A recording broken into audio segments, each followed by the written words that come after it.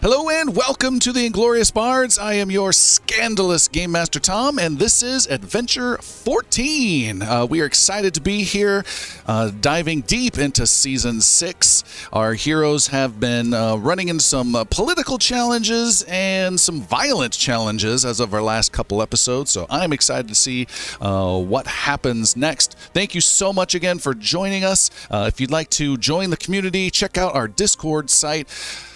Leave a note. Tell us what you think about the adventures. We'd love to hear your feedback. It's why we do this. You can check that out at ingloriousbards.com and click on the link to Discord and say hi and to the other fans and us.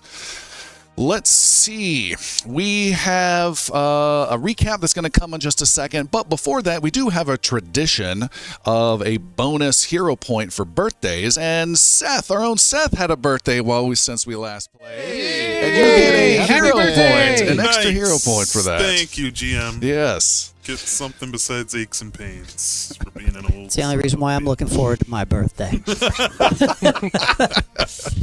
the only thing that keeps me going.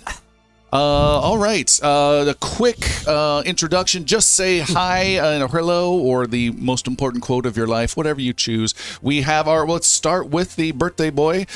Seth is playing our fetchling gunslinger Hemlock. Say hi. Hello. Great. Bang, bang.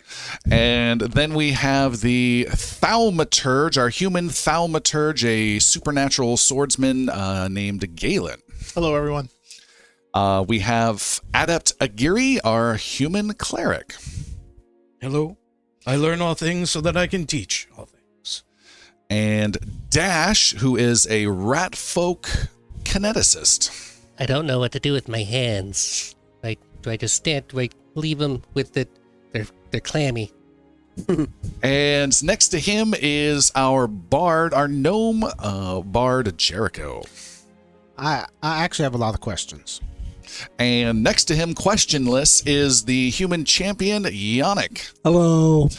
That is our group, and we are going to dive into things after we get a quick recap of what happened last time from Jeremy.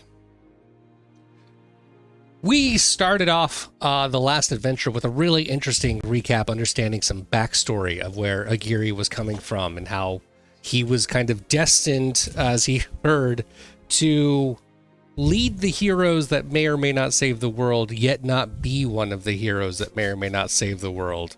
And that cuts us to current day. When Agiri and Yannick returned to the Temple of Karahel, all of us were really spreading out because we were trying to get away from what was the previous ex-mayor's residence, as he was just killed. And so we are, after getting away from being blamed for it, trying to figure out exactly who assassinated the mayor with a gun. We all split up. As I mentioned, Yannick and Agiri went to their temple, and mostly were there to let the priest, their priest Hemlock of the Temple of Solene, know that he no longer is going to possess the old Renarian Brotherhood's temple because the original deal still goes into place. And with a mic drop moment, Agiri hands back 3,000 gold that the Temple of Solene paid for and walks out of the room. It was epic. While they're doing that, though, the rest of us were also going our different ways, and we were following Hemlock, who was trying to figure out almost exactly who this guy was. We knew that he was the one with the red cloak, this other gunslinger. And there's only one other person in this entire town of Tabonry that could have provided him with equipment. That was Sylvia, the locksmith. She's a tinker and all sorts of other things. But she let him know that the guy's name was Lorsan. And so we have that name now. This cocky son of a bitch, whose calling card is a single shot to the head, just the way that the mayor died. She was very hesitant to give the information, though, because she was very clear that now that you have it, if you don't do what you're supposed to do with it, I'm all dead. And so putting her life in his hands with that information. We did the rest of our kind of gathering and trying to figure out the next steps to go. And the night before we ended up at Peg's Tavern, we're all resting. And as we're getting ready for bed, Jericho was assaulted by a hag who told him that she could smell the stones on him and that he was supposed to give them to her, and like raked at him with his claws. And then when he screamed for help, vanished.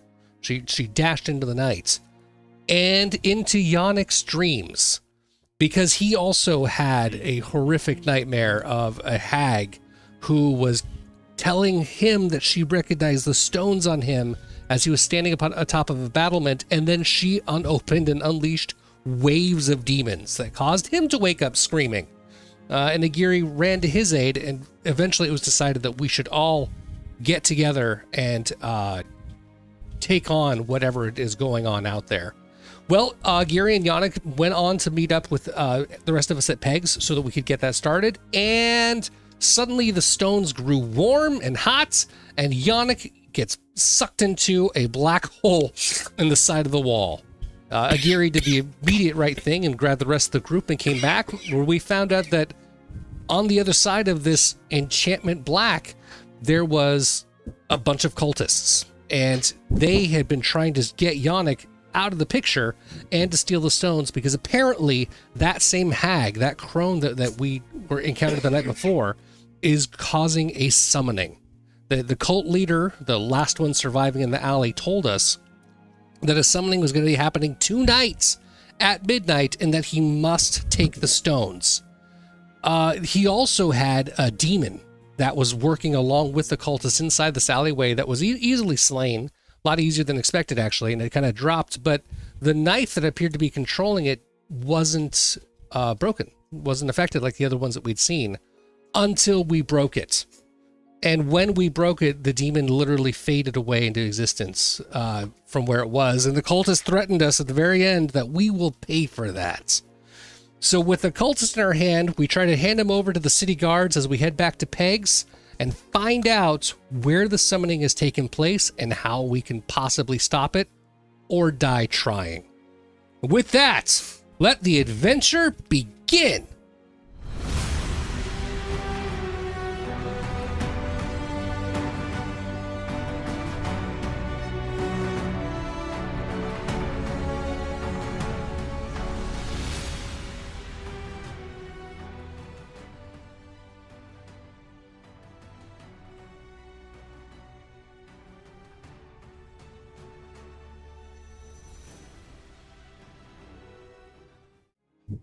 You walk away from the guards out on the street. You have handed over a cultist. The guards begrudgingly take them and start to walk off. Another one of the guards heads back into the alley to see what's going on with this destruction and death and battle that you talked about. Being waylaid by thieves was thrown out, all sorts of different reasons. They got one look at this guy and knew he was not from town, and didn't even question it with your reputation, which you were thinking there would be a little bit more of a pushback on it. So they have this guy roped, his hands roped behind his back, and they're pushing him off towards one of the guard little tower prisons that are dotted throughout the city. And that's where our heroes are at right now. What would you like to do? Yannick, you okay? I am. It's been a rough night. Bad dreams. Bad occurrences with cultists. Yeah, why they grabbed you like that? I would imagine from it was probably over these stones. Do you still have the stones? I double check, make sure I still have the stones. Good question, Dash. Good question, Chris. Yes, you do. Indeed, I do. And for my clarity, how many stones? Because there was some juggling early, a couple of adventures back. 3? No. No? I believe we have 1 stone. I feel like you have 2. Maybe 2. You have 2. I'm pretty Say 2 confident you've got stones. 2. You have one more guess. So let's go back to your question. Do I have all the stones? I have 2 stones. You have 2, might be more accurate. And I've been thinking, with all the trouble we've been having at night and running into hags and other things, we need to stop sleeping separately. Because we are vulnerable by ourselves. I told you it was serious. We are stronger together. And when we are all separated at night, we can be more easily waylaid, as what has just happened to show. I am sure we could all stay at Peg's. I thought you were going to say Galen's, because that would be nicer. Right, Galen? If we all stayed with you, your house, You got a lot of room. one big right? family, we could all have breakfast at your table every day You realize I have about 33% of a vote here, right? because you have 2 wives. There's 3 of you. Is that He why? was only angling Something for 2 like that. wives. I don't get that math at all. I don't want to bring this into my home. I agree. I as well. You also don't Yeah. want to bring it into your home? I don't want to Don't bring wanna it into bring it- his home. Oh, like, I'm of 2 minds here. One, I feel like our store needs to be watched. Obviously, the guard is of no help right now. In fact, Captain Vayner may be actively working against me. But if someone is tracking us, then maybe me not being there would be for the best as well. Dash and I are staying at this super run-down place. It's also just another option if you don't want the Pegs to be in danger as well. I would rather not stay at Peg's. Understandable. We're over at the Outrageous Note. It's nice in its own way. The outrageous note. Well, you've been attacked twice there, is that right? yep. No, visited once. I want to call that first one attack. I mean, I stopped it from being an attack because it was another Yosoki, but it could have been. It just came right in through the window. I was more attacked by you, I think. Well, that sounds like judgment. Yeah, but correct judgment. Yeah. There's also the place of the former Renarian Brotherhood that we have acquired for the new temple. That is technically, legally, our property now. Oh, with the killer glow bubble. Yeah, We that could place. stay Okay. there. It's less desirable for comfort, but it is a way. That's an option. And it could allow us to start. Tinkering. Sweeping. It could also be reinforced. If I recall, there were some doors leading down into the... Yes. Yeah. And we could begin, I was going to say sanctifying, but Sweeping it is. Column A, column B. I'm not sure what that word means, but okay. Because it's middle of the day and I don't want to sleep right now Is or it middle sweep. of the day? Yeah, it's early. Oh. I'm a little concerned that even though you have 2 of the stones, you don't have all of them. And if it's known that you have them, the cultists may also be going after the construction site to get the others, if they haven't already. Oh, he had that super fancy box. I hope the fancy box works, and if it's fine, it's fine. They're keeping it safe, but we may want to at least check on them. that is a good idea. We also need to try to find out where the summoning is supposed to be taking place tonight. Yes. Maybe they've seen something. If the cultists have tried to steal the stones there, successful or not, they may at least give us a lead. I think we should follow that, and I think maybe we should talk to our new friend Plen, who, if somebody is in the know about a social elites, the wealthy gathering to do something, maybe I we're bet leaning he's on going him to a a little. party tonight. Probably. With the demise of the mayor, do we still need the stones? Well, they want them.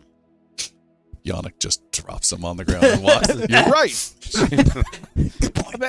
Let's just throw him in the sewer. Galen, when you said our new friend plan, did you have finger quotes around the word friend? I believe I had both middle fingers up in the air between the finger quotes, yes. Okay. Agiri, I do believe these stones are still, these creatures are seeking them. They mean no good intent with them. But it's And- possible that if the box is still as protected as it was, the safest place for them would to be in that secured area. I think the safest place for those stones is with us. What? No, I said the opposite of that. I know you did. I think he disagreed with you. Why are we safe with them? He almost just got killed. Do you think a city foreman and a bunch of stone workers are going to be the best protection for those stones? Well, if the spell of the box has been working and has been keeping it secure this whole time because they're using it to build the wall, then yes. I think we should go check. Like now. I agree. Maybe the foreman. I think He the starts box running. may He be just sprints. the box. While the box may keep them secret from detection, it will not keep them secret from just knowledge. I was really hoping you were going to say safe. Keep it secret. Keep it safe. Although I don't think the box is going to help that way because I didn't have the stones, and that scary lady came after me, and she specifically said she could just smell them on me. Like she didn't track the stones because I didn't have any stones on me. While She this is tracked happening, the she essence tracked- of the stone. Galen She- is she- walking behind them, everybody, like a herd dog, moving us towards the gates and towards the new Versus wall the area. 20 townspeople that are in a circle around you, looking at you blood covered. She tracked people who had possessed or touched the stones, and I think the foreman falls under that category. Indeed, And so I think that she would, as easily as she tracked me, we should take she the could hint. track the foreman. Yes, and as Galen's, Why? stop pushing me. We need I'm to going. go. Okay. Why is Galen We so have not pushy? rested.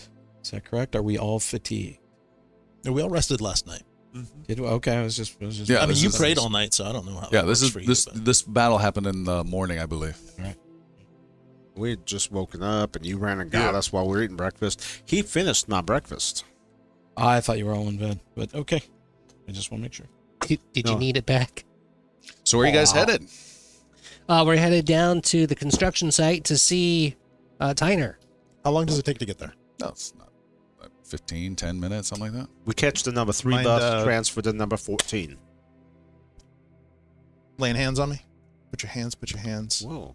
Put your hands on me. I'll put my hands on you. All right. You hear the sound of Velcro. 12 hit points is my healing with lay on hands. Thank you very much. 12 going to Galen. And we will start to head towards the outside of where they're building the new wall. All right. Keep an eye open you. in case That helped. we've already been attacked once this morning. I want to make sure look to see if we're being followed or any suspicious characters. Make a perception roll after I tell you a DC of 25. Wow. I was All right, let's go. gonna screw around and Big say bucks, 26. no but there whammies. Nope, that's 14. All right. You see nothing unusual as you are watching those corners and checking your 6. And Doing your own theme music. you guys make your way outside the main wall out to the tents area towards the new wall that is being built over there. You go towards the construction area to the foreman tent where Tynor is there. There's work that's already underway. Again, they've already continued to move. The wall is making progress. And Tynor, as he's given some orders to some different people, sees you coming. And he says, hey there! What brings you here this morning? Pleasure to see you again, Tynor. He walks over and shakes your hand. Shake it back.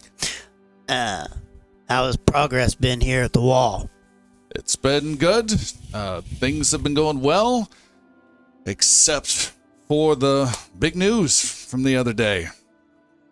I'm in shock. The men are still getting paid, but the man paying for the wall is no more. Well, it seems like we're still constructing the wall. I've put a request to speak with the temporary mayor. I can't remember what he calls himself. And make sure that it's still a goal. I can't imagine it not being a goal, especially how far this has come and the protection that it's to provide to the city. You think that had anything to do with some of our work that we've done together? Why don't you come into the tent? You men get back to the wall. 20 people surrounding it. You got blood on, man. He gets you into his foreman tent. There's some maps, construction, lots of figures and stuff like that. There is a tarp covering some sort of boxy-looking chest thing hidden in the corner. And he pulls up some chairs and some stones that have been arranged for seats. And you guys all sit around. And he says, yeah, so you think the mayor... his death was natural causes, as I've heard, or something more nefarious, as I fear? You heard natural causes? For natural causes, there's some rumors that maybe he was having a little too much fun and maybe things got out of hand. That's I heard he was bored when he died. Bored. Oh, up until... Maybe natural causes it is then. He was shot in the head. Can't take you anywhere. I don't think that spit take works well over radio, but I was hoping that would work. What? I mean, if you call a hole in the back of your head natural, I suppose. Not to put too fine a point on it, Tanor, but we have reason to believe that your stones may be in trouble. Would you mind opening the box so we can ensure that they're still there? Okay. We were just attacked by a bunch of cultists trying to steal the stones because they're trying to summon demons in here and destroy everyone. We want to make sure they didn't get any of yours. He looks a little confused, but gets up, lifts up the tarp, and you see this strange beigeish box, kind of flattish, and he does some strange hand motion that he keeps secret. And Can I try to pay a little attention to what he's doing? you can make a perception 16, then followed by an arcana 16, and if you succeed at both of those, you're golden. Not a sleight of hand? Sleight of hand would be good. All right. Perception His sleight of 16. hand. Got a 22 on the perception. Ooh, you see some of what he's doing. You just need to figure out how that works magically. All right. A 5 on Arcana. Oh. You got a hero point. No. All right. Not that. That's, not it's that. not, Make it's it- not my, I'm untrained in Arcana. It's unlikely to go much farther. Doesn't make any sense to you. Oh, you can also make an occult if that helps you at all. Okay. Well, a cult would be slightly higher. 23. Yes. Whoa. 24. Sorry. Ooh. 24. All right. You see the hand motion. You see what he's doing. It's a simplistic, temporary unlocking spell that the magic's designed to use with a layman, responding to a layman, a non-magical person. And you now know the hand motions and timing. And it's kind of like this Minority Report, small hand motion pulling and dialing in visual. And you now have the ability to unlock this chest. You don't know if it will work to lock it, but you are confident you can unlock it. I'm sure we'll be fine. No harm will He come. unlocks it, lifts it up, and counts and closes it up. Locks it. I will. Damn it! Same Can rolls, they you see? punk. Yeah. All right. Oh, I gotta get my. Okay. Whoop, whoop. That went way up there. So the perception's a 19, Okay. and the occulty is 13. Not quite sure. Tanner, maybe we see the stones, please. We don't want to touch them. We just want to confirm they're in the box. He shows you them. And Does he they're all open the present. box all over again? One more time. He shows you the stones, and they are all in place -1. And he has it locked up that you can't see, Bard, That's fine. and has it all locked up. It says everything looks to be in order.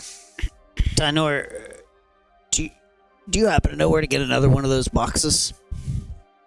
No. Where did you get this first box from? Merrill arranged it.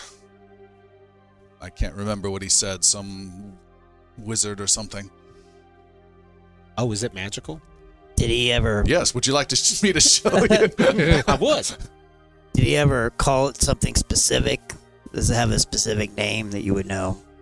I don't recall. It's just a Magic magical Lucky Box. locking box. Okay. So what about the opposite? How about you give me back the one that you took, since there's no more negotiating needed with the mayor? Yes, that sounds like a very prudent idea. Especially if you haven't had anyone coming by and asking about the stones, or asking if you've seen them or if they could see them. Just us, right? Or has there been anyone else? No one's asked about the stones. No one in a cloak, or a hood, or with blood on their face? With a big old patch, maybe? Has an A on it, nothing like that? No? Okay, weird. So yeah, I think I still have, I would say, sniffy concerns. they've been safe the whole time. Unless it's just next. The first attack has only happened within the last few hours. Like I might have been A, he might be B, and this might be C yet to occur. The last attack just finished within the last half an hour. So since we're apparently telling you everything that's happened, Tynor, We have a pair of fours. I had a girlfriend once. a group of Oh, cultists attacked Yannick and tried to take the stones from him, but we were able to overcome them quite easily. Oh, that's not good. No, and we're worried that you're next. Well, you should definitely give me the stone back. I'd even say give me both of your stones if you trust why? that I could hold on to it. Because I've had stones here in this chest underneath my tent, which has moved as the construction's happened for months and months now, as we've installed different statues and walls throughout. There, we have been secure and unaware, and other than the recent creepy old lady, have had no one snooping about. What creepy old lady? Some old nasty hen poking her nose around Was that super recently? about a week ago. We told her it wasn't safe for her to be screwing around the construction. I'm We gonna had to shoo her off. I'm gonna describe what the lady who I met last night looked like, and just say, did she kind of look like that? Sounds about the description. Oh, that's not worrisome at all. We believe she's tied into some of this magical nonsense that's happening. If it weren't for her, I would be more inclined to leave the stones here. But she seems to be on the trail of them. She can smell people who've touched them. Well, who is she then? She's a sorceress. That's what we're told. That's what we've been told. So what's... That's what we were told. But why? Why were we told that she's No, why does she want a stone? She looking to bargain with the mayor like you? No. I believe she's seeking ill and in with the cultists. So I have a mayor that has finally been convinced by Merrill that there is a threat. The mayor may have even suggested it to Merrill. They're my tight group. They've got me working on getting protection around the city. Got you to help out get the final resources. But now the main player, the mayor, is now gone. Abe? And now you're saying there are people that are actively trying to find us. I believe this woman might be who these stones are protecting the city from. Oh. What if we just stop messing around with the stones? Yep, we will take the stones. Gave them away, sold them, took them back to wherever you got them from in the mine. Just put them away, and we just keep building the wall and let everything be. The mayor's gone. Tyner, what have you been told about the purpose of the stones and being embedded in the wall? To protect the city, that it keeps harmful things at bay. My best guess is it keeps evil spirits and the dead. But I think that's more of the rumors coming from north of Calavier. What did Meryl tell you? That came from Merrill. He's always been very cryptic. Do you know what he is? Assuming hovering around the mayor, or would have been hovering around the mayor. The thing that we've learned about the stones so far, Gale, if you don't mind me saying so, is that Doesn't matter if you do. they are dangerous and connected to demons in some way. And so far, since we have gone to collect these stones and bring them back, we have encountered 3 different demons and these cultists and other followers. Every time, they have asked us to give them the stones or that they would take them from us. That's been their goal. That's why we're concerned that anyone's been coming to you. This sorceress, we're told, wants to use those stones to summon demons tonight. And we're doing everything we can to make sure that that won't happen. Because it seems bad. Is there something of Tynor's, some personal effect, just laying out in the open on a table or something in the room? Yeah, there's a picture of your wife. What? Uncalled for. Damn! And she's 8 naked. points of damage it is. He's down and he can't get up. Yes. There's some sort of important chiseling tool that he used to use when he was working long ago that he has cleaned up and polished up that sits on his desk. Okay. While they're having this conversation, I'd like to just lean up against the desk and put my hand out. Just like I'm leaning against the desk, but touch that and concentrate on it for a period of time. Okay. To glean. Just to see if there's any essence of his thoughts, where his mind is, what he was feeling the last time he was in contact with it. All right. You touch it and you get no strong emotions coming from that. Well, damn. I knew I didn't want to get messed up with this when Meryl brought this up so long ago. I think then it's got to be one of 2 things. We either push hard to get this wall made as fast as possible, and if what Meryl says is true, once things are constructed, then they work and work better.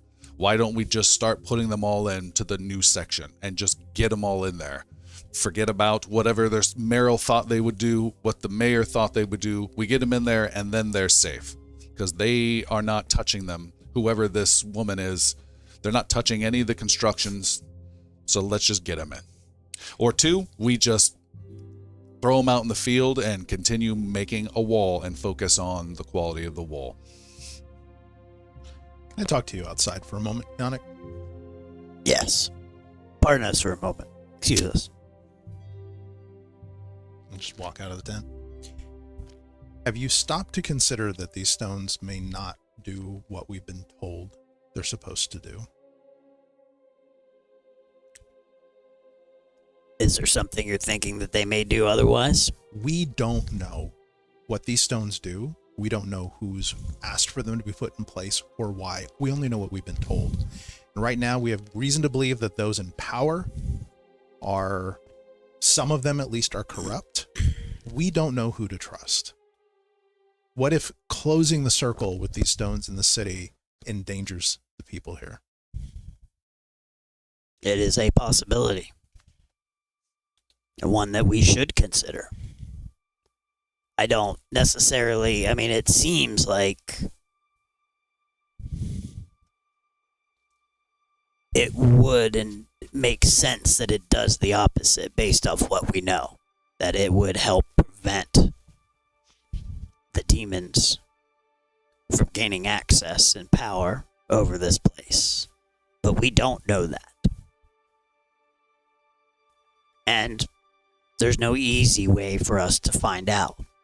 But we must perhaps seek that answer.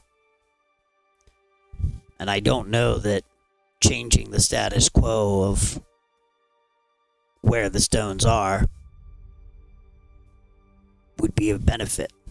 I don't think they should be in anybody else's possession right now. I think if Tynor is willing to give them to us with the box, that we should take them. At least until we know more. And that seems to be on the table, so to speak. I don't think Tynor would cry over any of this if we walked out with those stones today. I'll trust your judgment. I just don't think we I should don't rush trust into action until we know more. What does rushing into action look like? Well, Tynor's talking about accelerating construction of the wall and getting the stones put in. I'm sure that's not going to happen overnight, but until we know exactly what these things do, that makes me very nervous. I mean, for now, he would only need potentially one of these stones to continue construction, although none of them are in. So even though the construction was supposedly held up, and now they've had these stones, they still haven't done anything with them. It's only been a couple days. True. But Oh, though, no, I'm not even here with you. Use different conversation, Yeah. inner monologue. I thought I heard inside. something. Wonder I what we're mean, gonna have for perhaps lunch. leave one of the stones, let them continue the construction, and take the rest, if Tynor is amenable to that. I'll follow your lead. You guys head back in the tent. Awkwardly, everyone else is in there, frozen solid in an animated T-pose, and then flash back into their normal animations when you walk in. And like I was saying, It's the we gotta quantum figure this out. inglorious bards. Yes. Schrodinger's parts. Yeah. Seth is writing it down. You just soft pitched that one. To me. I'll give you all the credit. That's great. So Tynor, if you were to continue as intended so far, how close are you to placing any of these stones? Well, the plan was in about 3 days we'd have enough core foundation for the next stone to be placed. We've already placed several getting to this part, and they have to be spaced, is what Merrill says, at these distances, and he shows on the map. And I've got enough stones to cover all the way to reach the river on the other side, plus you have the extra stone. And when we're looking at that diagram, how many, with the spacing, how many stones are already in place? I'm going to say 9. I could have that wrong from previous episodes. 6 along, I know, the water without a wall, but you see little points that are drawn on the map around different sections, and then 3 more of where the new wall has already come out and around. And 6 more yet Yeah. to go. And Tynor, you seem to be willing to rid yourself of the trouble of these stones. Look, I know that there's some crazy, godless stuff going on with this. Merrill said, and the mayor, that we need to keep this all very hush-hush, secret chest that I have there, and being cautious with hiring the lot of you.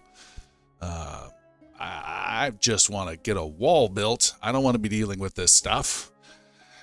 Before, I'd be willing to do it. I had a mayor and his support.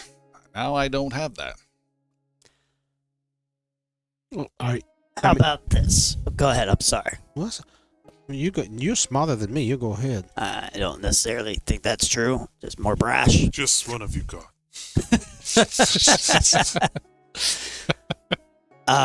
All of us in the back of the tent. No, you're smarter. I would like to take this box off of your hands and the stones. I believe we can keep them safe. And we shall continue to learn and investigate this, speak to the temporary mayor, speak to Merrill, and try to find the root of this while keeping everything safe. And probably return in 3 days if it still seems prudent to continue Oh, that's what I was placing going to these ask. stones. All right.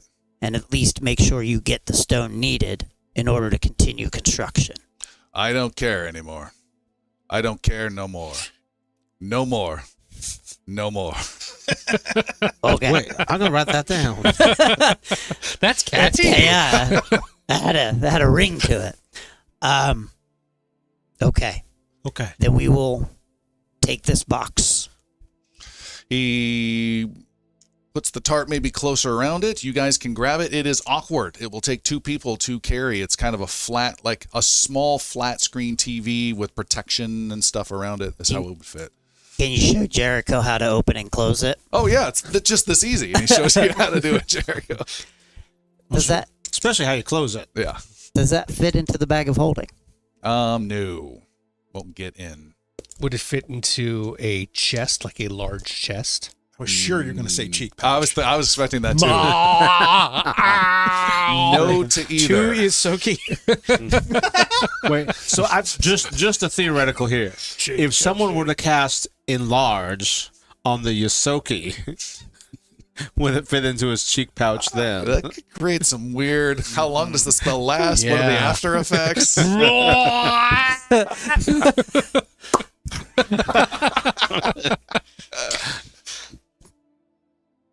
So yeah, I'm picturing it. We're sitting at these tables. If you take off maybe a third of the length, that's 2 of the dimensions, and then thick enough to hold like a volleyball with safe protection around all the sides. Wow. Well, that's a big box. Much bigger than I had imagined in my head. So, rethink the deal? No, Those what 4 are we kilo still stones. taking the box? I'll help you carry it. Where are we going? I can't help you. You got to carry that. What if we figure out what tonight brings and come back tomorrow? All right, Tynor. What if we just took all of the stones out of it but one, put them into your bag, left just that one in there as kind of a little decoy, because we know we can afford to lose one, and then carry that around a little openly, that whoever might try to steal would likely go after the very magical looking box with the clear smell of the magic stones upon it? Do you suppose that that box is preventing that from occurring? We could rub some on the outside. Let's get a little smell on it. Like you're trying to get a You said, dog scent on something. Tyner, I just want to be sure of the magic on this one. Is it going to harm us if we touch the chest or try to open it without doing your fancy hand wave? No, it should be safe. It's magic. I'm not always sure about that. Should be. Can you confirm the type of magic that this is? Because maybe his concern about being able to be smelled through is part of what the protection does. Magic on the chest? Yes. We have access to the chest. Yeah, I'll examine it for. I'm not detecting the magic. To determine its type would require a specific knowledge of the necessary spell, but I could analyze it as best I can. Do you have the detect magic cantrip? No. I do. I do. Someone may cast detect magic, particularly if you have it heightened at 3rd, which would mean you're at 6th level, so that's not happening. So with this, detect magic, you receive no information beyond the presence or absence of magic. Right. I gave the same information, but in a layman's It fashion. does have magic on it. It does have magic. Got it. Can't tell you what type. There are definitely ways to do it. On the handles, you put wrap some cloth on the handles, like for added padding for it, and you rub a little bit of the stones on that cloth on the outside. There's a wagon right outside. If we're going to be carrying this thing around, we could wheel it around that way. Again, why don't we just leave them here Thank you. before and we they're not have here something tomorrow? to figure out before tonight, and we are wasting time. I suggest we lock up all the stones here in this secured area that is completely contained and has been unchecked, has been unattacked, and is in a secure lock. I think it's a bad idea to leave all of the stones in one location. They I all- do agree with that. As do I. I think we leave it as is, and we find out about this gala tonight. Can I offer maybe a third way of looking at this? Sure, because we don't have enough options already. What if we set a trap? So, not necessarily on the box itself, but who do you have the most suspicions about right now in this town? Who do you think is most likely to be up to no good? What if we went to our good... Point of the Other than gunslinger. Hemlock. That wasn't me, it was him. I was. I mean, only one of us has killed the mayor. So. What if we put one of the stones in there? Or none of the stones. But what if we took the box to Plen? Well, that's a strange thought. Someone should have thought of that earlier. Oh, did you? I didn't hear it. That was his plan.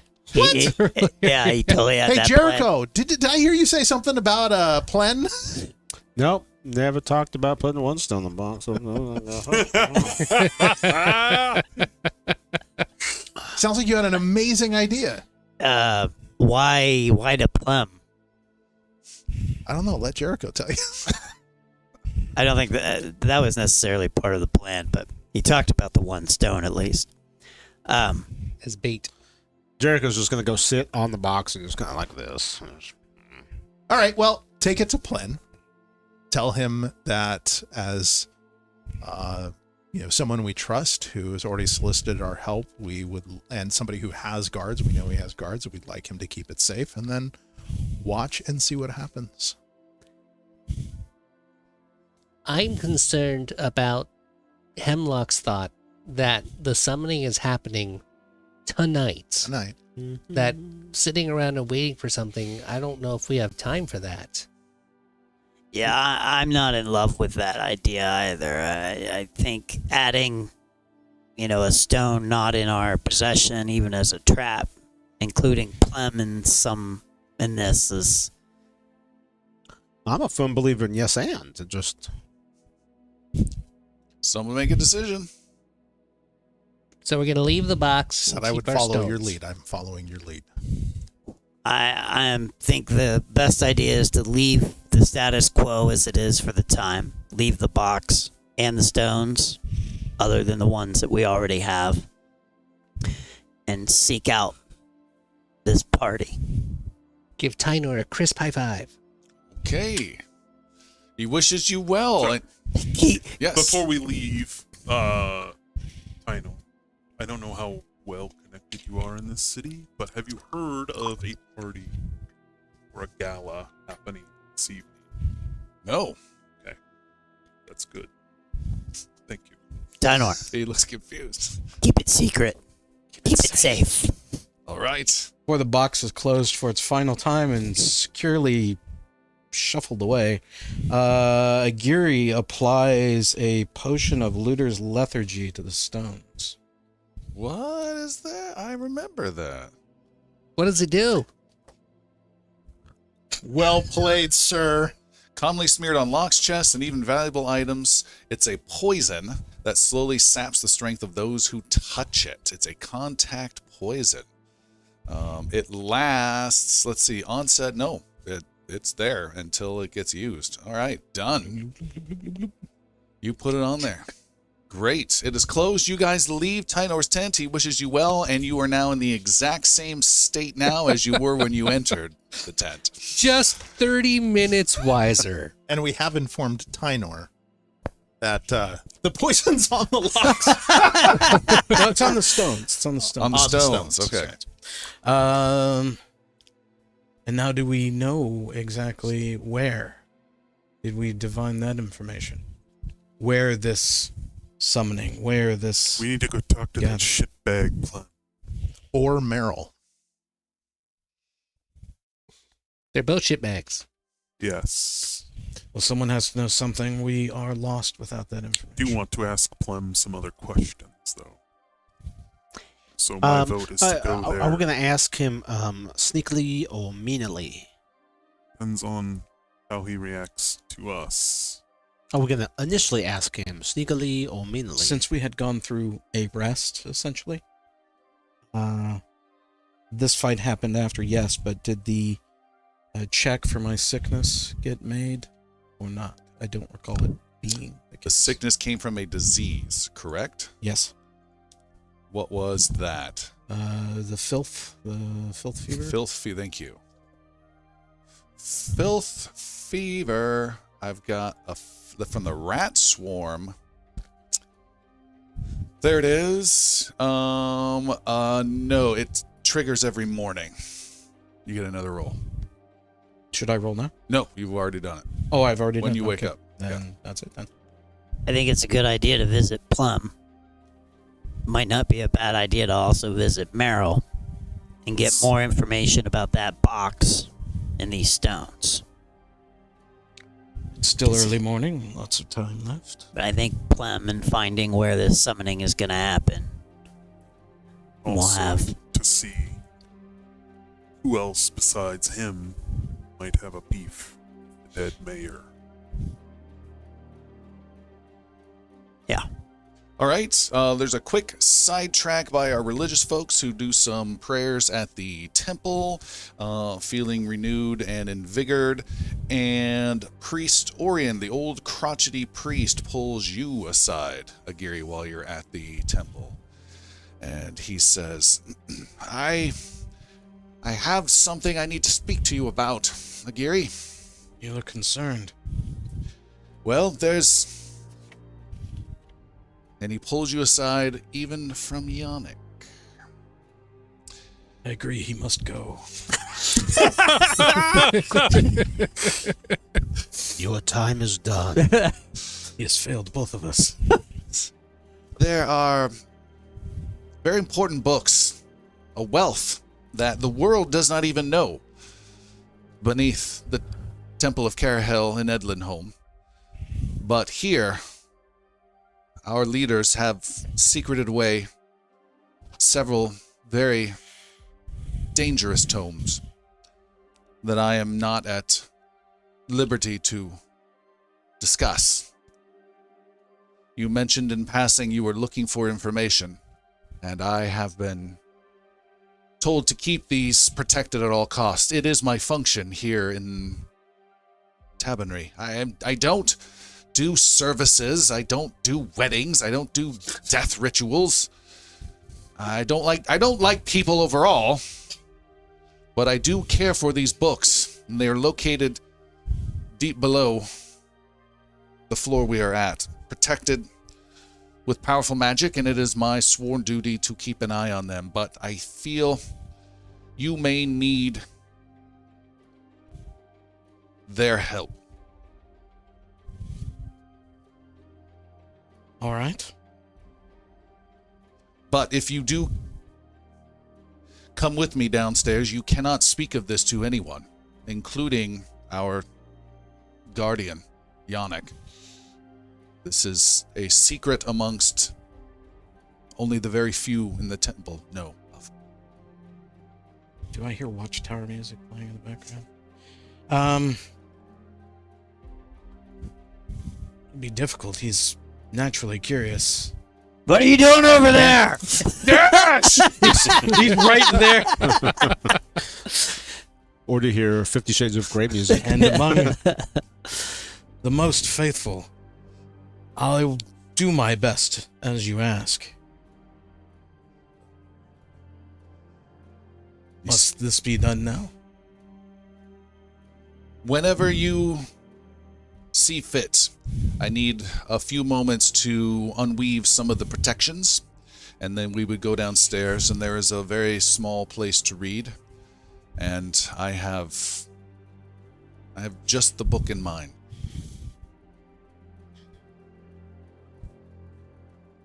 Let me know. I will let you know now. I am not one to waste Carahel's time. I will go with you. Allow me to excuse myself from my companion. And I go back to Yannick. What did he want? Always naturally curious. More accusatory than anything. crosses his arms. He wishes to discuss with me additional rituals, information. I need some time to heal the others, anyways.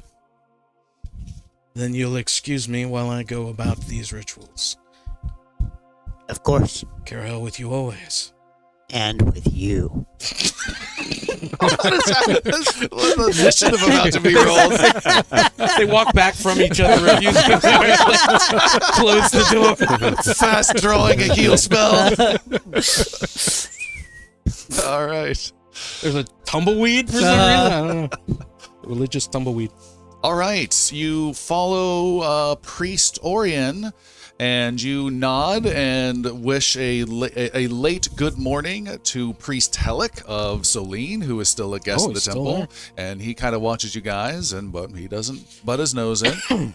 You go through into a private chamber where Priest Orion has his cot and his few Spartan belongings and Carahel symbols hanging from the wall. And there he scrapes on the floor his metal cot and pulls aside, and there is a metal trapdoor there, which he unlocks, casting some spells. He continues to be cast slowly as you walk towards it, and as he opens it up, there is a small set of very narrow stairs that he walks down, continuing to cast spells as he's doing this temporary disabling of protective magics. You get a sense of a lot of power of Carahel condensed around here, a lot of protection, very, very, very, very safe from violence, destruction, and from prying eyes. So the hint of power you were trying to get a glimpse at from the box that Tynor has is magnified many, many times over here. So it is an extremely secure area that he's taking you down. Convenient. Is there a familiarity between the magics that are being used here and the ones back in Carahel? No. Oh, all right. Or Edlin.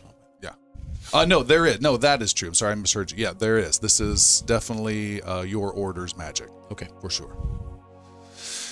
He takes you into a narrow room, very Spartan, and it looks like it was some sort of converted basement area that this house used to have. And there is there's a wall that doesn't look quite right. Illusory? There we go. That kind of stands out there. But in this room, there's also a small podium, a little mini desk, a small bookcase that is empty, and an uncomfortable chair. You have sat in many of these for years during your service to Carahel. And he says, wait here.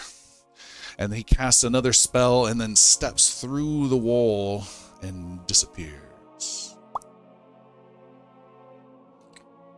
Looking about the room, it is definitely Spartan. It's just empty, just a standard study. Yes. Less than a standard study. It's almost like a dungeon prison with a wooden desk and a bookcase put in.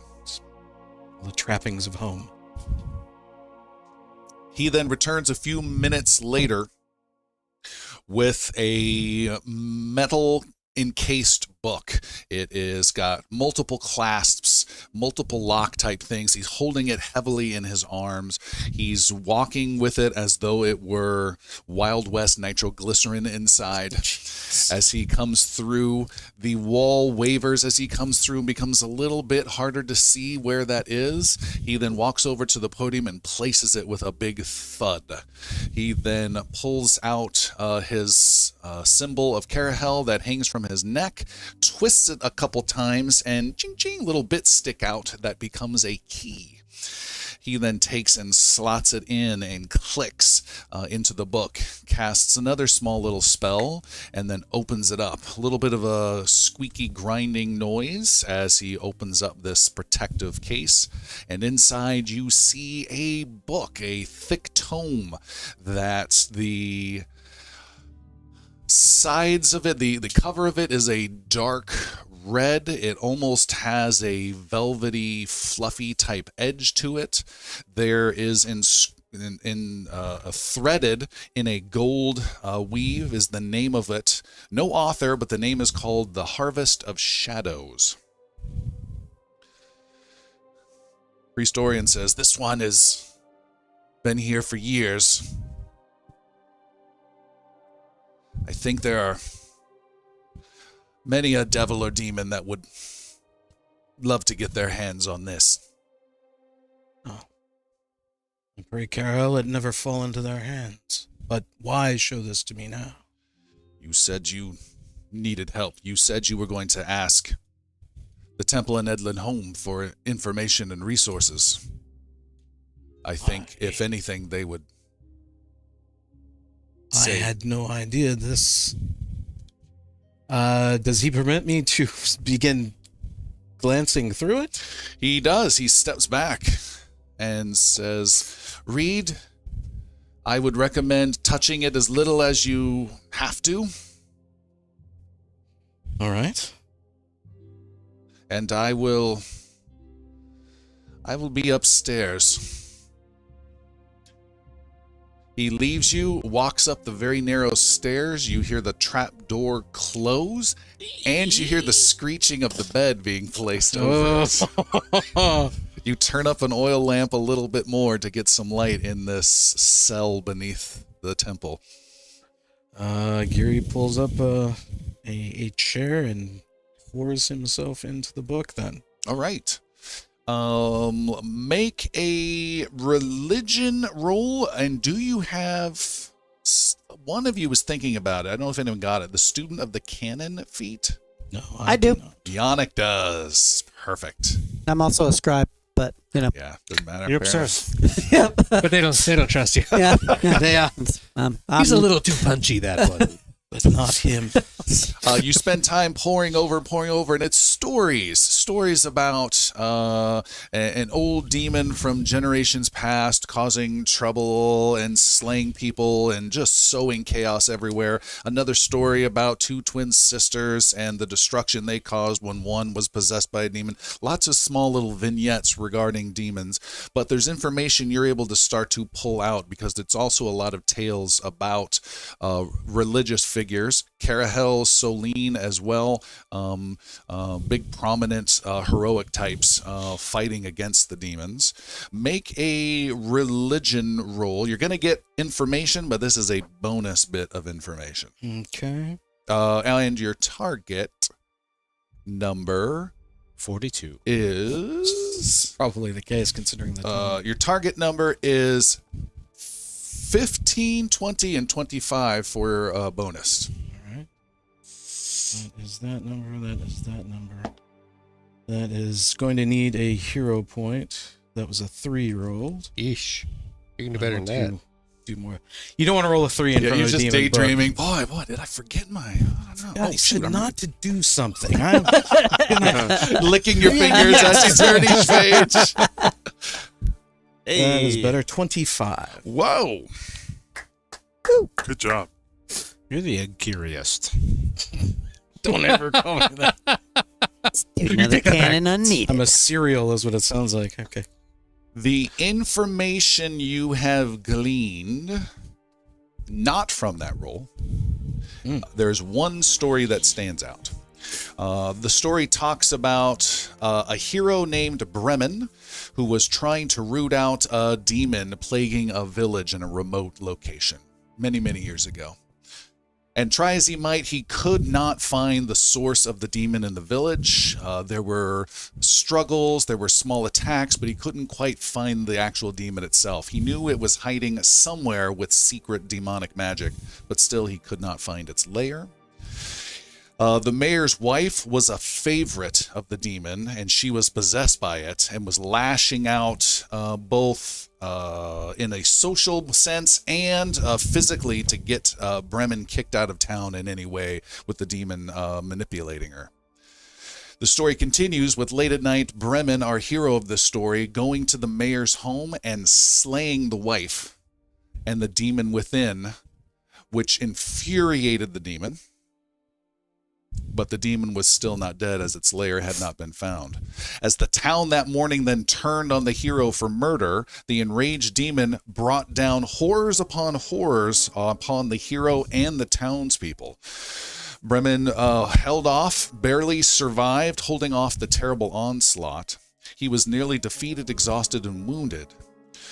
Instead of holding that as the victory and leaving the town, he realized he still hadn't found the demon, and he hoped the demon hiding within the town was just as tired and wounded from their big battle as he was, and he was right. Exhausted from the battle, the demon's illusion magic could not be maintained the next morning. Bremen scoured the town and found the once beautiful barn on the edge of town was now a sickening, festering sore of vile evil with grotesque growths and dripping blood. He strode into the demon's lair and began the second battle. And though Bremen fell during the fight, so did the demon, and the town was finally free. And that is the story that you got. Reading more about demonic names and their powers, you start to get a sense of what may and may not work in countering these demons. You have, for the next week, you have a +2 to any saves that you have to do with any demonic effects. And you can convince and speak and educate and provide some of this value to 2 additional people for a +1s for a week. Nice. It would have just been a +1 and then a +2, and then it was a +2 and some other +1s for your level 3 scoring on the additional reading. That's awesome. Okay.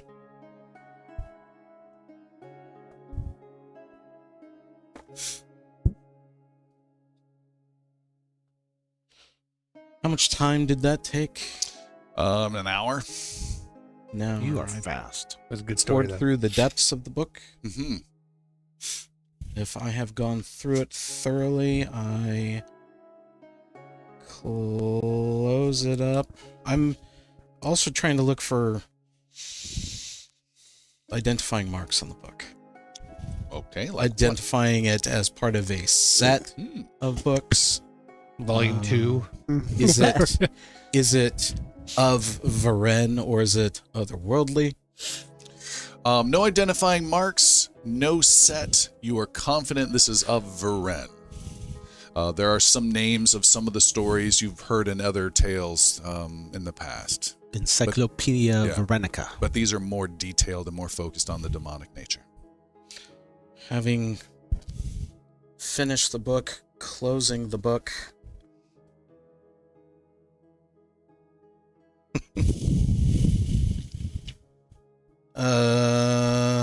Where's the illusory wall?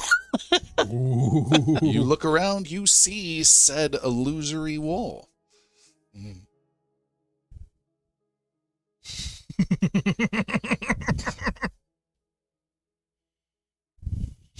Galen greedily rubbing his hands like Mr. Burns. I recognize, like, yep. What would I'm there with you. do? Gangster knows gangster.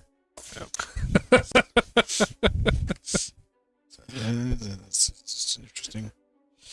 Agiri taps his staff of healing up against the ceiling to inform that he is done with the reading. All right. It takes a bit as you tap on the trap door underneath the bed. Takes a bit because he finally wakes up. He's old. And he moves his cot and opens it up and lets you out. Is this all that there is on this matter down here? Yes, there are other things that are best left unread. I am curious. And that is why I am in charge of this. I lack your curiosity. That apparently is an asset for this work. It must be. I appreciate your sharing this information with me. If you come across something else of use as well, the more I know about this enemy, the better. and the worse. But this will prove useful. I hope there is more to learn, though. Good luck. And he goes downstairs to put things away, and you meet up with Yannick. I hope the Oracle gave you good news. Look into my eye. And we have a hero point to give out. Derek is normally the one to hand out our technician. Who gets a hero point? Agiri. Nice. Good thing, too, since he used it. Oh, that's true. Yay! Happens to be in need of one. You guys were heading somewhere as a group. Yeah, Yannick has healed up the group in the meantime Okay. from any wounds, including Agiri. Oh, including me. All right. Thank you. Where are you headed? Headed to Merrill's? Was Or a Merrill Plebs? plan? Plum. Galen's no longer taking point. I just go where Yannick goes. Actually, I wanted to chat with Agiri. So where are you headed as he chats? Plens is what I heard? Yep. Glen Okay. Town. You guys are heading to Plens grocery store. As you're going there, Yannick, you were talking with Agiri as you're walking through the city streets. So you were gone with Priestorian for quite some time. Yes, the rituals, they take some time. Familiar studies and whatnot. Make a deception roll. What, the twirling of my brow isn't enough? Deception. Do I even have deception? We're talking about girls. And, you know. I succeed in nothing. Very bad roll. You can tell that he's not telling you the truth. Did you learn anything important or anything that might? That is an interesting question. Learning anything important? Yes. And no.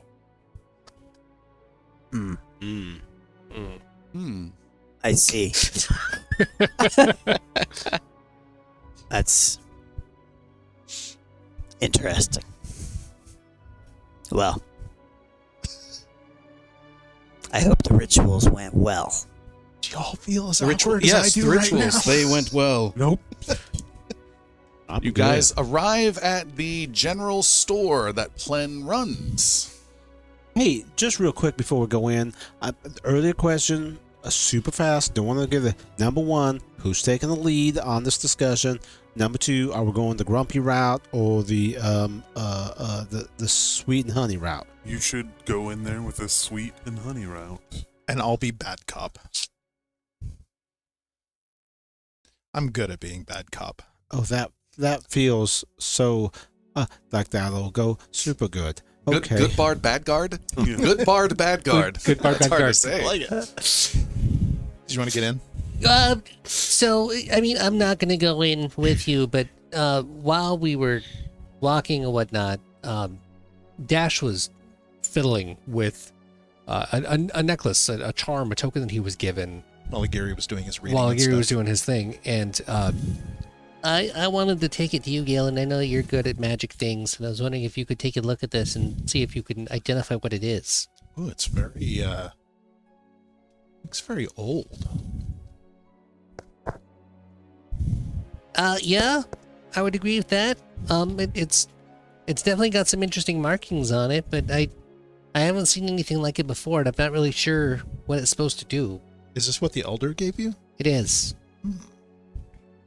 I'd like to concentrate on it for a moment and see if I Right. can determine what it is. While the researching of the book and the group was getting back together, you are able to identify the item. yay! It is a gate attenuator, a level 3 item. Go on. Gate attenuators are typically worn near the body's core and are shaped like a portal or a passageway or a window, or in this case, a medallion. The appearance can vary from a simple disc with a hole in the middle, which is what we have, matching a city gate or something along those lines. If you're a kineticist, you gain a +1 item bonus to your impulse attack modifier. Not your DC, but your attack modifier only. Okay. In addition, for 2 actions, once per day, you can cast a first rank spell with a spell modifier of +7 or a DC of 17. And your element, what are your elements? Earth and air. Yeah. You can cast Gust of Wind or Pummeling Rubble spells once per day with a +7 or 17. Gust of Wind is something where you might be able to knock creatures prone, really good versus flying. And then a Pummeling Rubble is some bludgeoning damage and pushing people back anywhere from 5 to 10 feet. Cool. And then +1 to any attacks that you make. To all attacks, or is it specifically the impulse? Your impulse attacks. Okay, great. To impulse attacks. Wow. Seems like it's a pretty powerful item, Dash. It's interesting that this is a Yosoki tool. I haven't known of any other Yosoki that do what I do. But yes, it Nice. makes me quite a bit stronger. Elder Serendipitous. knew of your power? I don't talk about much of what I do because of how it made me leave my warren and forced me out, but I am known as a bit of a hero to other Yosoki that aren't in my warren because of the things I can do. Again, it's very unique. It's different. There are other kineticists out there, though I don't encounter them very much.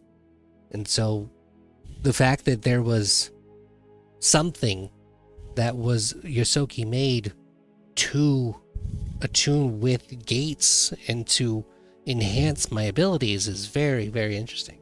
He must trust you greatly to give you this. That's a deep honor. Thank you. Please stop talking about me. He takes the medallion, tucks it back into his shirt, and stops making eye contact. I've embarrassed Dash. Mission accomplished.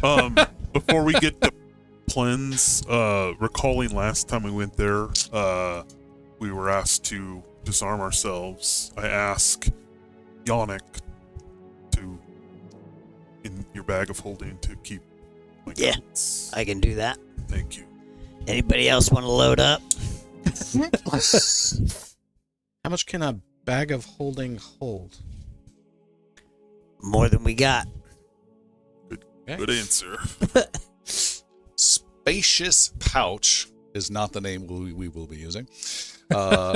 It can hold 25 bulk. 25 bulk. Well, that clears it up. Only it's written on the bag. What is It's like, bulk you know, in There's a counter. kilos? Uh-huh. Okay, you guys head into the store. There's a little jingle of a bell as you go inside to the general store. You see Plen with his back to you. He says, good afternoon. Oh, it's you. And he comes over and shakes Yannick's hands. Hello? Hello. And then he shakes everyone else's hand. He shakes the bard's hand. Is he hesitant? I'm just trying to remember which people hate you, and I think he's not one of them. So he does shake your hand. Nope, Not yet. nobody. Doesn't he have an aversion to Yosoki? Yeah. That's why I think we got a wave from Dash. And he walks over and closes the door and locks it and says, I assume this is something not dealing with my goods. Oh, you are quite correct. You are very connected, so I assume you know the biggest news of the city of the last 24 hours. I figured that's why you're here. And he takes you to a little back area, a little storage area with some crates. It's nothing too posh, and sits you down as he's also organizing some stuff. He's doing this. I'm having him do the stupid cop show thing where he's putting things away and while you're interrogating him. I don't know why I'm having to do that. When you get to the pertinent Guilty question, he conscience? slams the door extra. Yes. Standing by the door. So I just want to check and see, because obviously this has a huge impact on you and how this impacts our earlier conversation with you and how this is going to affect your how you're doing. Yeah, we had some pretty clear plans. We think we struck a good note and a stronger relationship. And now this. It is shocking. Yeah, definitely. It is not the worst news I have heard, to be honest. Not sure I believe the natural cause line I've been hearing. Oh, have you heard that? Yes. Why don't you believe that? I would more likely believe him to die through syphilis than normal natural causes. I want this to be people believing two entirely separate things.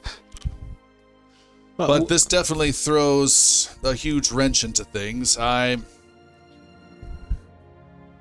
think I've got some plans to help the town, and I think that for my benefit and the town, our new mayor should definitely receive whatever guidance and help he would like from me.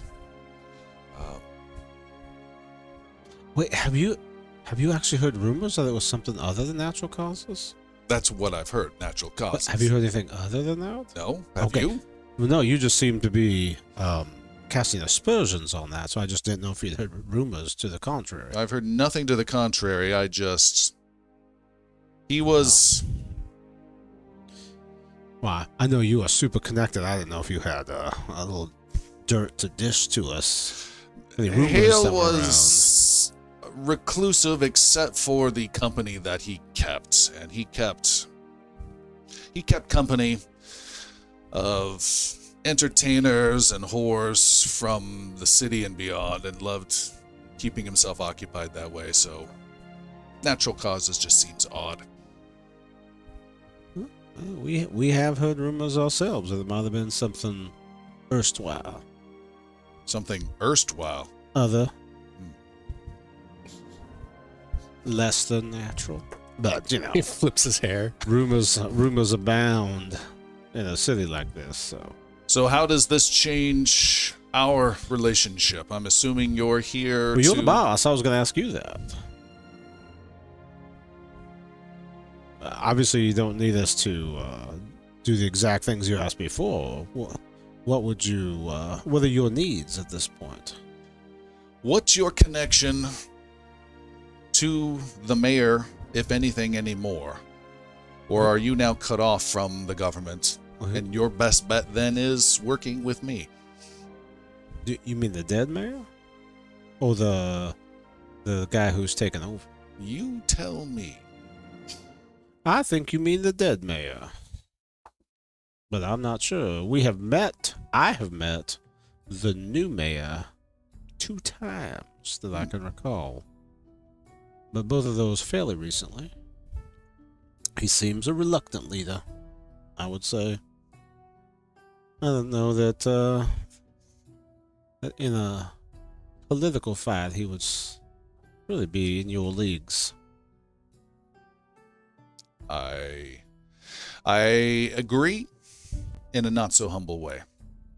But still, he is in charge, and the town must continue on. And whatever help he needs, he will get. Until perhaps in a few months, he is no longer mayor. Well, we've had a bit of a busy day, and we were all thinking that we might want to have an opportunity to talk in depth. But I know that you're running your store at this time. We don't want to interrupt your... No, this is much more important. I need to figure out what the political landscape is now. I've had some friends of mine tell me that now is the time to really push for me to take a stake and me to place my flag upon the throne of mayorship here in the city. I disagree. Others say that people may be casting glances at me that I had something to do with this, so I have to watch out for that as well. Would you like us to check into any of those? I would like that help from my new friends. Well, mayhap we could check into some of these rumors and come back and talk maybe late tonight after your store is closed. Are you free this evening?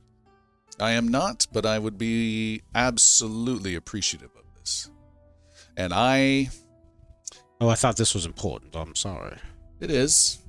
But if you help me, and as the trajectory looking as it is, as chaotic as the scene has become, then you might have an even more valuable friend 3 months from now. Is there a time, maybe very late this evening, that we could come by? The morning would be good. Why don't we meet tomorrow morning? What time sounds good? After sunrise, we can get together. We'll try and be here about an hour after sunrise. Very good. All right, well, we'll see what rumors we can find and what we might know about this new mayor. But you haven't told me what is it that you want? Why are you so helpful? Well, I think two of my friends are very much wanting to have the new Carahel Temple, and there's been some unsettled yeses and nos on whether they can get it. So the simplest answer is that a firm answer and a firm ally in the building of a Carahel Temple. Well, if I have not made it clear enough, I want Tabonry to grow like it has never before, and that involves the trade, that I have a very strong connection with the merchants, but more so it needs the support of various churches, and supporting Carahel would certainly be advantageous to the city, while at the same time keeping Mirskan's greedy little fingers out from us as much as possible. Never been to the city, Mirskan. So if your efforts are to expand influence from Mirskan in a religious way, I have no interest in supporting that. Well, Carahel's, is not based in Mirskan. They're more local up north. Their main temple up in...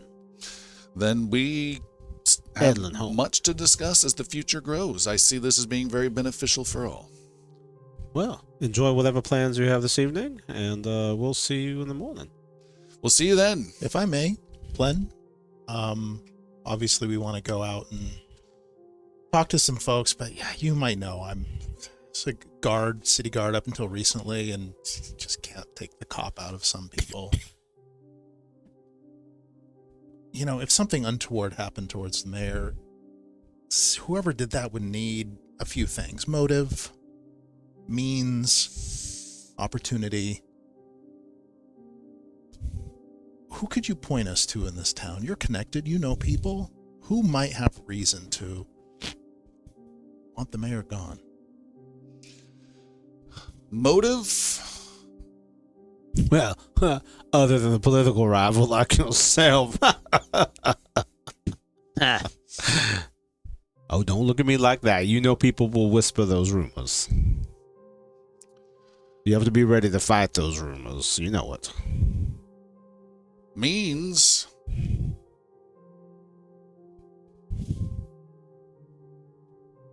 Well, I've been too busy for the opportunity.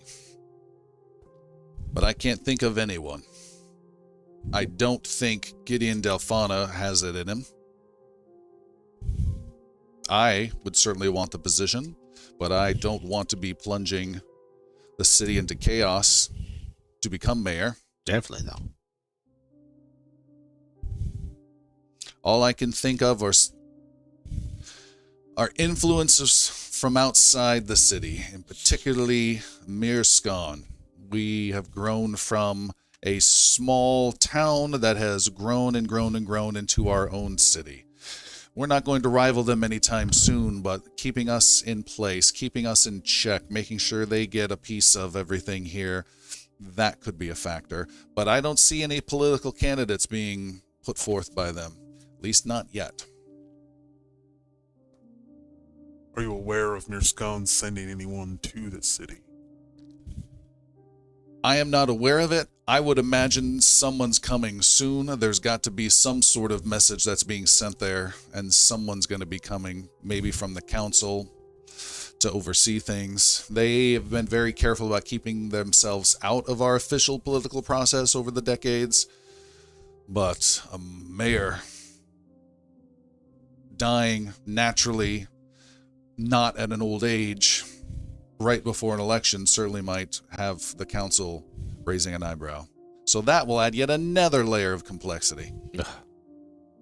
Are you concerned for your own safety? Well, I wasn't until you just said that. Maybe you should be. But you guys aren't there. Are we not there? Yeah, Yannick. Oh no, he shook Yannick's hand. Yeah, we're all right. Yeah, you're all there. Yeah. I just follow. I didn't even know you were here. I would have given you my medallion. Did you see this? We'll talk later. I have access to a couple of hired swordsmen that some friends have recommended in the past. But do I need something else? You seem quite concerned, priest. The moment assassinations begin, they usually don't end. The moment what begins? Oh, Just if it was. You're the one who said it might not have been a natural cause, so we're just running on the iffies.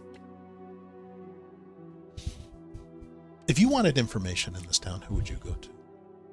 What kind of information? If you're trying to figure out who's pulling the levers of power in this town, who knows that there's always someone or a group of people who just they're the power brokers. They know how deals get made. Who are those people in this town? Aside from yourself, of course. There are two. Myself being one, and Mayor Hale. Well, I guess there's one now. Well then, aren't we all glad we're civil? And helping one another? I am.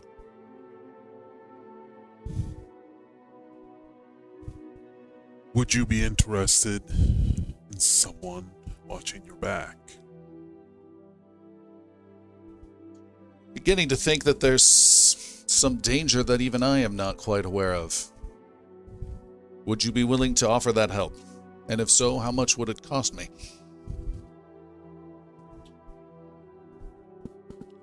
I would be willing to offer my help, yes. Not sure what it would cost yet, though. Is there a going rate for that kind of thing? I'd be willing to offer you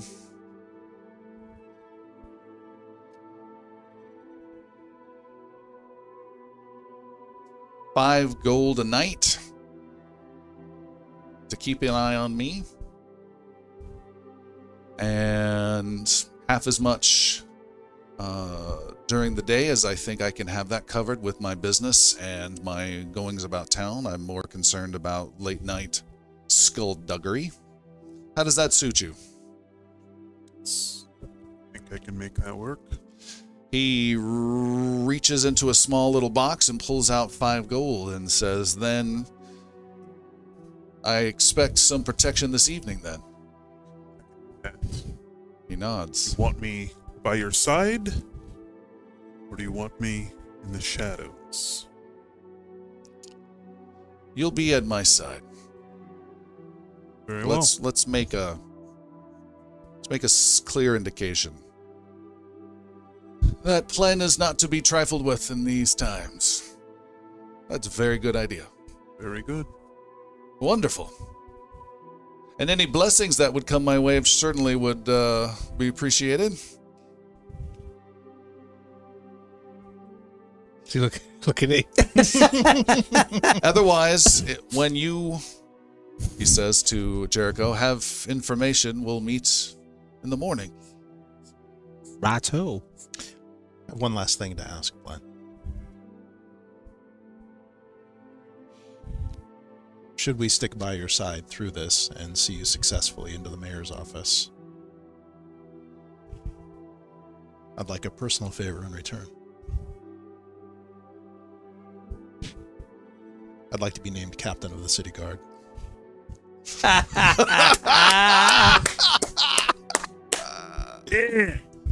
You want to be named captain of the city guard, a former guard. You do understand that a captain of the guard is someone who is extremely loyal to the city and to his mayor. And I know from my few interactions with you that you have a great deal of loyalty that you have shown to the city.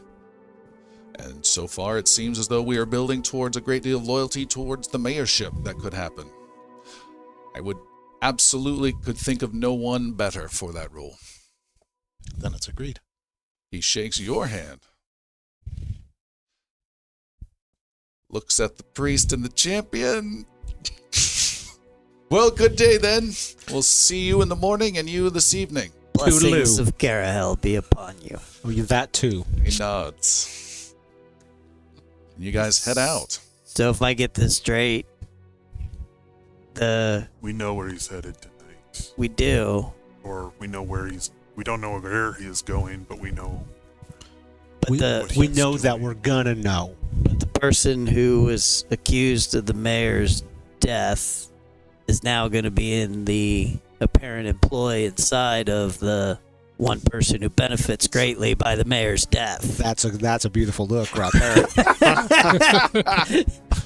Do we care about I'm not saying I do. I don't care about Plem. I care about you, friend. I feel like wherever I go, you all will not be far behind. I think you and I should both accompany. Tell him that we decided that two guards are better than Two for the one. price of one. I think that it may be that many of us may not be all that far away. Yeah. And I think the optics are just glorious. May I please have my pistols back? They're in our custody now. All right, you guys head out, and we will take our break there, and we will be back in just a little bit.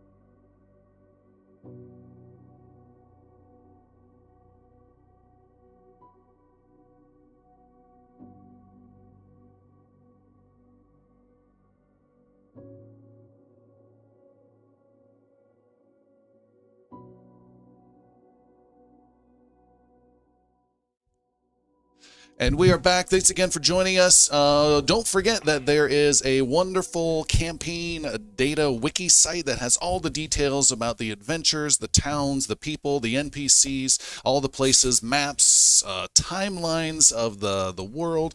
Check it all out at ingloriousbards.com and research everything to your heart's content. Wiki. All right.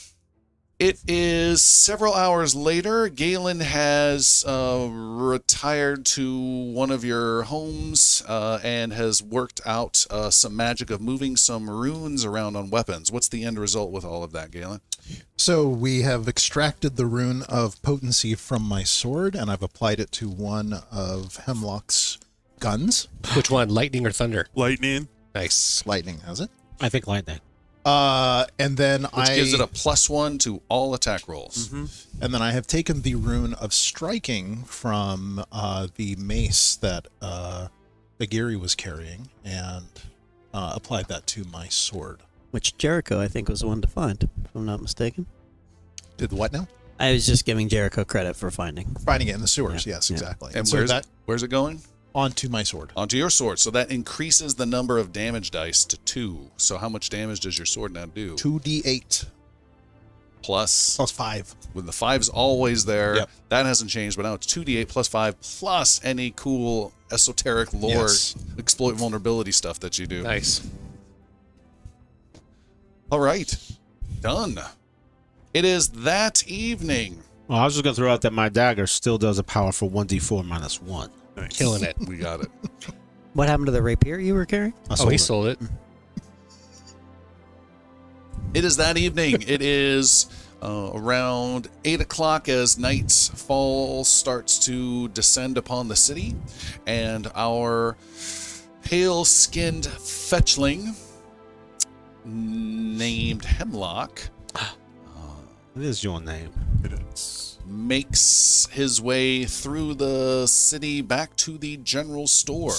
You open the door, it is locked. Knocking upon it, it is opened by Plen's wife. She smiles and motions for you to come on in, and Plen's almost ready. And she goes into the upstairs. You hear her calling out for him, well, hurry up. He comes downstairs wearing some nicer clothes than you saw him at today. And he says, you're here. I am.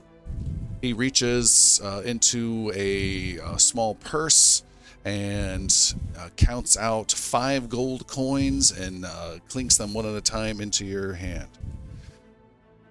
Money well spent. I feel safer already. Very good. Where can I ask where we are headed tonight? You can. And he goes around behind one of his grocery store counters, or general store counters, and pulls out a couple of long, fancy cloaks that even have weird little sparkly bits for decorative purposes on them, and hands you one. This might be a little large on you, but definitely the decor you're going to need. Oh, and this. And then he hands you a mask with a contorted smiley face that goes over half of your face with a slightly long, crooked nose to make you look comical, almost theater-like comical. And has one for himself. And wraps it around and ties it on. His wife helps him tie it on from behind. I ask her to help me attach mine as well. She does. And I put the cloak on. And as she does, she pats you on the shoulder and says, well, I hope you have a good time tonight. And Plen rolls his eyes. Yes. And she gives him a kiss on the forehead over his mask. She's not getting a mask? No. She's not going? No. Okay. It's eyes wide shut. babe. Nice, man. You just stole her mask. That's Ask Hemlock if he cares. Hemlock's the +1. He pulls out from a drawer a fancy-looking invitation and stuffs that behind his cloak. You see him put a long dagger or short sword type thing tucked away, just a dagger, tucked away for protection. And says, we have an engagement this evening. should be sociable, should be fun, is what I would have said yesterday, but who knows what gossip might be revealed tonight about the mayor. We'll stay by your side. Good. Anything else? I don't think so. Very good. And he heads out the door. You follow, and his wife locks it behind. And you walk through the darkened streets of the city. Lamplighters are out lighting several of the gas lamps throughout with long poles. It's a little cool as you walk around. You draw a couple looks from wandering people with your strange masks, but they don't think much of it. As we're going, I'm planning on trying to stealthily leave a trail of, like, I'm gonna have, like, maybe some, nothing crazy, but just some, like, stones that I'll drop every once in a while to give my friends a trail to follow. All right. Who are trying to follow. Okay, that was going to be my next question. What the hell you guys were doing this night? We were trying to make it a group of 6, group affair. It's a group of 5 of you stealthily going chasing behind. Yes. Yes, it is. Hemlock, make a perception roll. This is a challenging one. What was the target number we had Galen roll? 25. Yes, it is a 26 for you. Perfect. This ought to go well. I'll use my birthday hero point, as I just rolled a 1. Oh, wow. 16. Okay. You spot nothing out of the ordinary as you walk with Plen. So you are a marksman. I am. Some skill? Would say yes. Yes. And how did you come to know him? You're quite a ragtag bunch. We're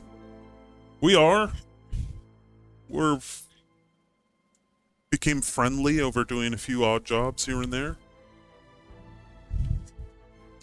So then, what is the difference between you and your allies and the swordsman I might normally hire? How are you not a mercenary when I've actually hired your services as a mercenary? Or have I misjudged you? We have done some mercenary work.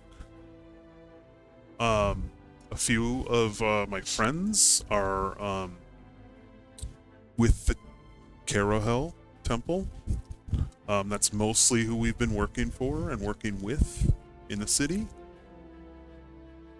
But I happen to need a couple of coins and nothing immediately in sight, so I figured I would offer my services, as it seems the city might be potentially dangerous. And you have, in this work that you've done, self-described mercenary at times, you have had to take lives. I have. I'm Have you- skilled with the weapons that I carry. If that's what you're getting, if that's the point you're trying to get to, I'm more than capable of protecting you. Are you able to protect me preemptively? What do you mean? I think I have my answer. And you guys continue to walk. He takes you to a nicer part of town where you come across a manor. Maybe there's a dozen in total in the town, and this is one of them. It is walled, about a 10-foot wall with some beautiful vines all the way around it. There is a big wide open gate with several other people walking in with some masks and some colorful robes for some sort of fun little masquerade. One lady waves to Plen and he nods, and he identifies her and she laughs. Oh, I didn't even recognize you. And he just says, this is my associate. And I nod. And she nods and she looks confused, and then he waves her goodbye, and then he leans over. I'll need to know your name. My name is Hemlock. Hemlock, of course. Hey, Mr. GM, Yes. As we're proceeding and trying to follow the little stones and follow them, I would just like to be making sure that as we're following our quarry, if anyone else seems to be following our same quarry, if that makes sense. I will also let you make a 26 perception roll, and you alone. Okay. 17. Okay. Having Hemlock's been around the city for quite a while. Does he know who lives here? Yes, a wealthy guy who deals in real estate elsewhere. You don't remember the name. Okay. As you walk in, you see there are wagons that are coming in behind that are still bringing in some supplies, some covered wagons, bringing in who knows what kind of fun stuff. You can hear one of the wagons has the plucking of strings and some giggles, so there's some entertainment that's also being brought. There are one carriage that is brought in that comes and follows you, that has some dressed and masqueraded guests as well, and it's still kind of quiet and subdued. There are 2 guards at the front entrance of this gate, but they seem rather relaxed and just kind of lazy, and they also have a mask on, kind of just making everyone feel happy and at ease. Hemlock cares nothing about Plen, but he is. Wait, what? He is doing his job as a bodyguard and like keeping an eye out for everyone. Okay. Just keeping an eye on anything that looks suspicious or Like people wearing a mask. or a red cloak. Yeah. All right. I'll duly noted. I'll let you know when and if that happens. You are not searched in any way, so you absolutely have your weapons on you, and they are quite well concealed underneath this oversized cloak for you, for your frame. What would the rest of you like to do? As you approach this manor, you see Plen and Hemlock disappear within. Farmers. Guys, we're entertainment tonight. That's how we get in. That's how we get in. You can play. You can do cool things with like rocks and shit. I can teleport. You guys can look intimidating. Like you're like, come on. This is great. Like, let's That's get the in best idea I've heard all night. Well, listen to this. What if you stand on my shoulders, we put on a cloak and a mask, Oh my and god. now we're a human? Real quick question. Does pretty Yes, much and pretty much everyone going in has the masks? Yes. Are they all the same or all similar? All varied. Okay. Do they all have that same cloak? No. Are they okay? So the mask is the commonality. Everyone has a cloak, everyone has a mask, but how that works is up to them. Okay. But yeah, Okay. It looks like a masquerade ball of some for kind. sure. yeah, it's what it is. Will. You can sweet talk us in. I could sweet talk me in for sure because, and I'm gonna cast Prestidigitation Mm-hmm. because it allows me to make a small item. I can make a temporary object of negligible bulk, made of congealed magical substance, It's crude and artificial and extremely fragile. like a mask, like a half mask. If it's really crude, yeah, that would work. Make a little simple crude mask, but I would make it then to look like something that's supposed to be crude, like a monster mask. Like it's a made little- out of like a little- bologna. like a little half Bite out monster the eyes. mask. Okay. Almost like it's stylistically made to look crude, but I will make that, and then I can sustain that as well. You can sustain it indefinitely. So, But I would at least make that and go, I can do this. Just put on but my just helm. for me. so like 1/3 of every moment of his existence for the rest of the evening is having to stop, cast a spell, and keep going, keep going. Well, the rest of us, we don't really need masks if we're just the entertainment, right? We go in as a group of entertainers. Yannick, you must have a skill. Can you juggle? No. Stand up it is. All right. Observational humor is Loria's forte. Agiri. I tap dance. Yes. This is it. I took 2 years of tap. My mom was very rigid about it. I can do it, but I cry every time. And a tiger mom. I would be more than willing to try to talk us in if that's what you wish to attempt. If anybody stops us, we just demonstrate. Follow your lead, I guess. Follow your lead. All right. Was the invitation checked when we went inside? Yes. What did he Plan keep that invitation? Yes. Okay. Okay, what are you guys doing? We might want to wait till we see some other group that seems similar and try to like blend into the back of them, perhaps. Awesome. That passing wagon of giggling would probably be the one you're referring to. The whores? I make no aspersions. Okay. I do. All right. So we'll try and wait, I guess, to see if there's some other non-fancy pantsy group that comes and see if we can, like, tail on the backside of them. Okay. You wait across the street in the shadows, and another couple in their masquerade outfit goes in. They show their invitation to the guards. Then you see another wagon coming in, and it has a bunch of casks on it. It's an uncovered wagon, and that's the only one you see coming in, being driven straight to the entryway. It's passing by you now. My best guess, I guess, y'all. Try to look entertaining. We hide in the casks within there. How many casks are there? Are there 5? There are 5. That has been totally decided way in advance that there are 5. Go, go, go, go, go. All right, I guess we're going a casking. All right. You talk our way in. All We'll right. we'll make it up as we go along. You guys are going to this wagon. There's a dwarf that's just reining it towards the entrance. So what are you guys doing? I mean, It's rolling on by. Yeah. Yannick's going to Run try up and towards the back of it. get Okay. into the wagon and hide within the casks. Okay. Personally. All right. Yeah. Yannick is hiding between the casks. Ash And- follows suit. There's maybe room for one small person. I would have some sort of helm, I would presume. Sure. That's going to be my mask, Okay. just in case. What about Agiri and Galen?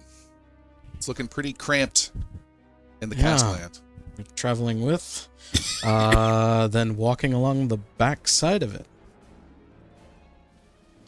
So there's apparently no room, so we'll make do with As it. we approach the gates, I'm just talking aloud. I'm so looking forward to tonight's performance. You've been practicing Jericho, yes? Yes. What was that chord sequence I'm you gonna were working I'm gonna on? be singing one of my songs as I come along, playing and singing All right. as I go along. So we have just 2 people hidden in the back. The 3 of you are following behind. The wagon comes to a stop, and the guard holds up a hand and talks with the dwarf who's driving the cart. And they said have it here earlier. But you're supposed to be here earlier. I know. And they don't do any investigation whatsoever for the 2 of you in the back. And as the cart goes by, the guard steps up and says, "Yeah, to you, Jericho." I go. Entertainment, making our way in. Plan asked us in particular to make our way in. And he says, "There's more entertainers?" to the other guard. The guard shrugs. Check this out. Play. I've been playing the whole time. What's the name of this song? Wait. Oh, It- God. It is. He's got It more is than- exact. Oh. It is actually an Elvish tune. Helikilikimaka? Yeah, no. I idali nari. But it's all in Elvish. Oh, okay. Yeah. And it's something Agiri can tap dance to, right?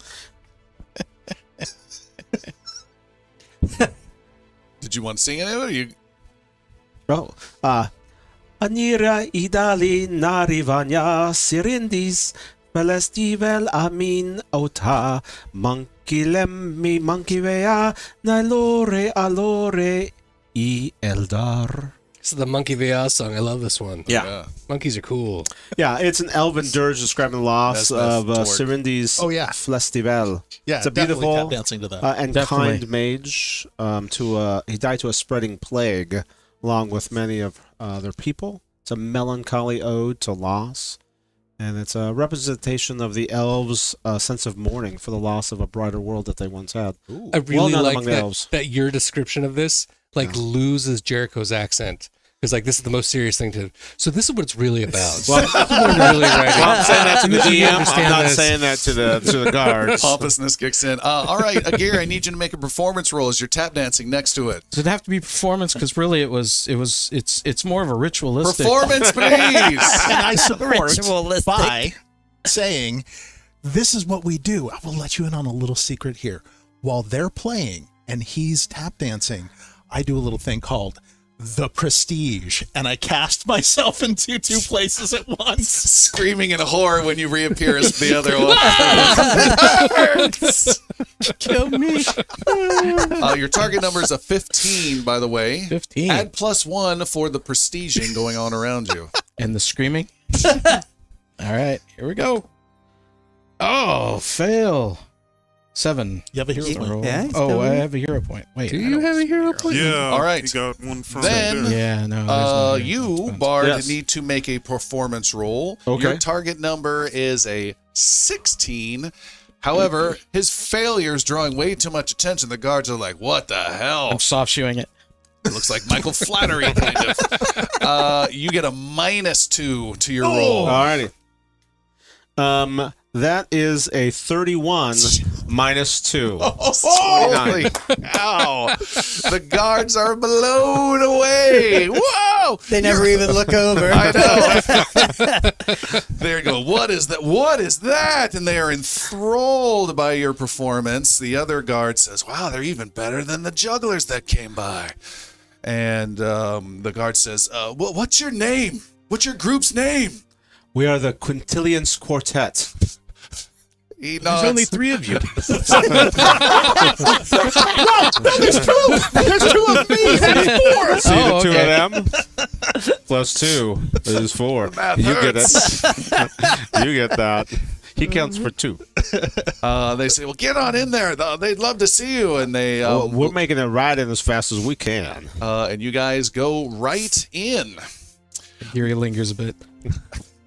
Dancing awkwardly. Just go. Just go. Meanwhile, inside, That was a Plen nice roll. and Hemlock. Plen and Hemlock are greeted. Actually, before that, we have a hero point to give out. Derek, who gets a hero point? Jericho has earned a hero point. Yeah. Good job. What happens? You roll 31. Yeah. You don't Rich need get no hero richer. point then.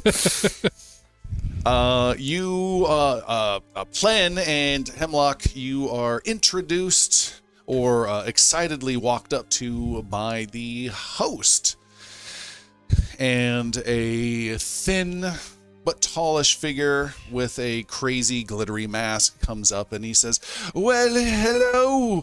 And who do we have here? I'm sensing someone who is both dangerous and sensual. And you hear, no, it's me, Plen. Good to see you again, Jorman. Thank you for hosting. And this, no need for introductions. You look ravishing. It has been too long, as he comes over and lightly touches you on your arm, Hemlock. And there are many nights, I would say, that we miss your company, my dear lady. And I stroke just like his jawline. Okay. He doesn't notice the heavily knuckled hair. Yeah. Or he doesn't care. He's open. Yeah. He's open. There's the new celebrity couple, Plenlock. And he says, oh my, that is just delightful. Well, we have some great entertainment, some of the best jugglers you've ever heard, and I'm not too nice to say that. I'm going to brag. We got the kingdom's best flautist. She is here, Glorine, and she is glorious, and we are so excited. And Hemlock, you can hear some tinkling of music, a little piccolo type sound off in the distance. You also can smell some amazing smells of different incense and foods that are being cooked up. And he says, well, we have a wonderful night planned, and Old Mother will be joining us soon, and this shall be a wonderful evening. So come in, and mingle. And I'll see you two later, he says, dangling a hand upon your thin, pale shoulder underneath the thing. And you guys head in. Plen starts chatting with some people, gets a drink, offers you a goblet of wine. I don't know if you drink on the clock. I do not. 2 for me. Very good. Starts enjoying the party. Where you see, or more likely hear, some commotion, Hemlock, at the entrance. And there is a trio of strange performers trying to make their way in. A ukulele-ish player, someone with a shiny mirror, and then the strange tap dancing Sort of. person is happening at the same time. You 3 are there. There is a servant who's attending people. The servant says, no, you go round back. The entertainers are in the back. And rushes you out crudely. I just roll my eyes at them. All right. Meanwhile, we have a wagon that is stopped around back in this courtyard, this walled-in courtyard, and we have our champion and our kineticist behind these casks. And you hear the dwarf going, this night's going to take forever. And he removes some Basically, of your cover. as soon as the wagon stops, Yannick jumps out and starts like unloading, as if he was working there. All right. And just waiting for it to show up.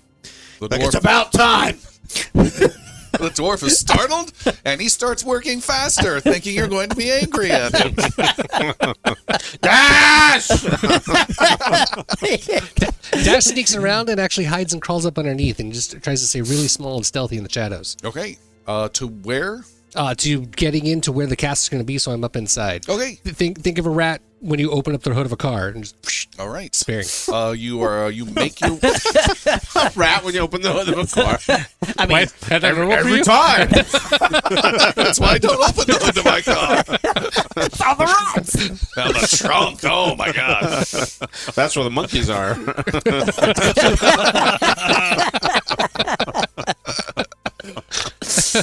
You are able to slip into the back, and there you go racing in. No one sees you in the darkened courtyard, and you go racing into a brightly lit kitchen with half a dozen cooks that all turn around and see you.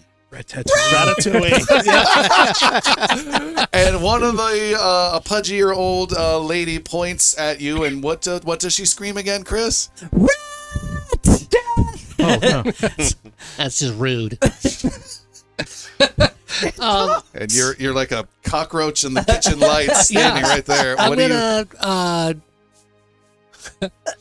gonna activate my impulse and just spark a life with air popping up around me, a little aura of rocks around, and I'm going to use that air and blast myself through the kitchen. So it's going to have this buffering effect around me as I just kind of run through and past him. What is her response? I don't even know. She's your character now. How does she respond? Oh, God. Your backup character if Yeah. yours dies. just All right, there's chaos in the kitchen I as grab a baguette right as I leave. as you cause chaos and go running through. You, Yannick, hear this as you bring in some casks and are motioning to go down into a basement with it, and you see there's a cacophony and wind and a flurry of curtains and some screaming help. The dwarf continues down to the basement. I continue down to the basement. All right.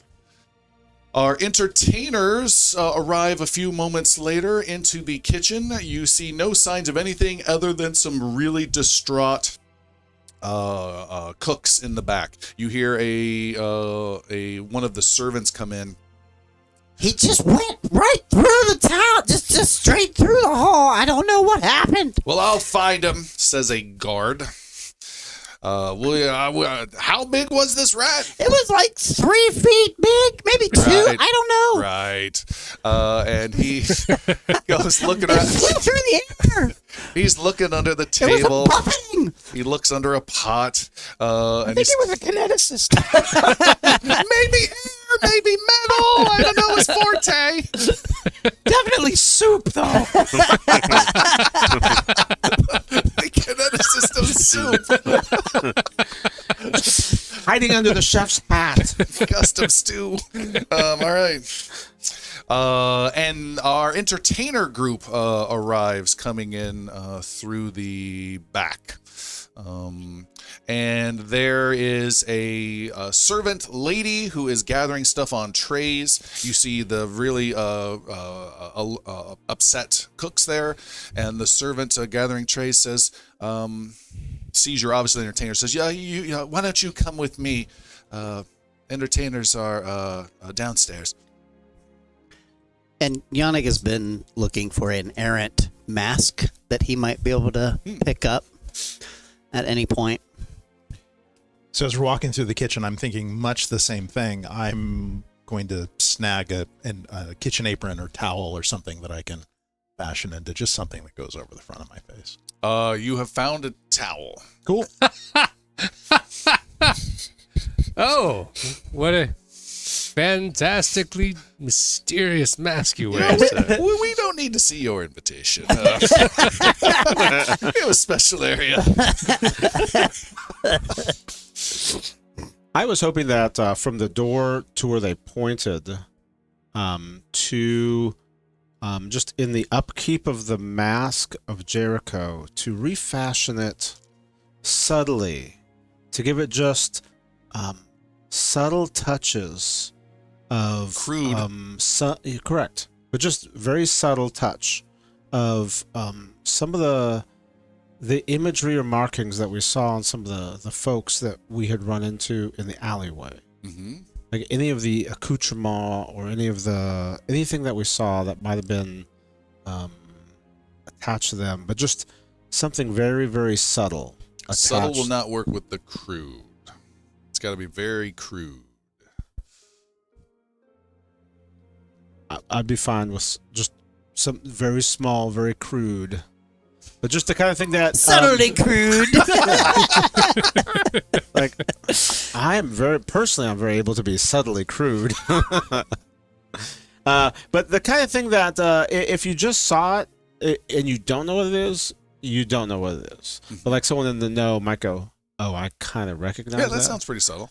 But just then pass, not go into the kitchen, but just go out among the people. Okay. All right. This you have to go through Because the I have kitchen. a mask, and hoping that allows me to. Well, here's what happens. You have Yeah, to go sure. through the kitchen. The servant is taking you through there.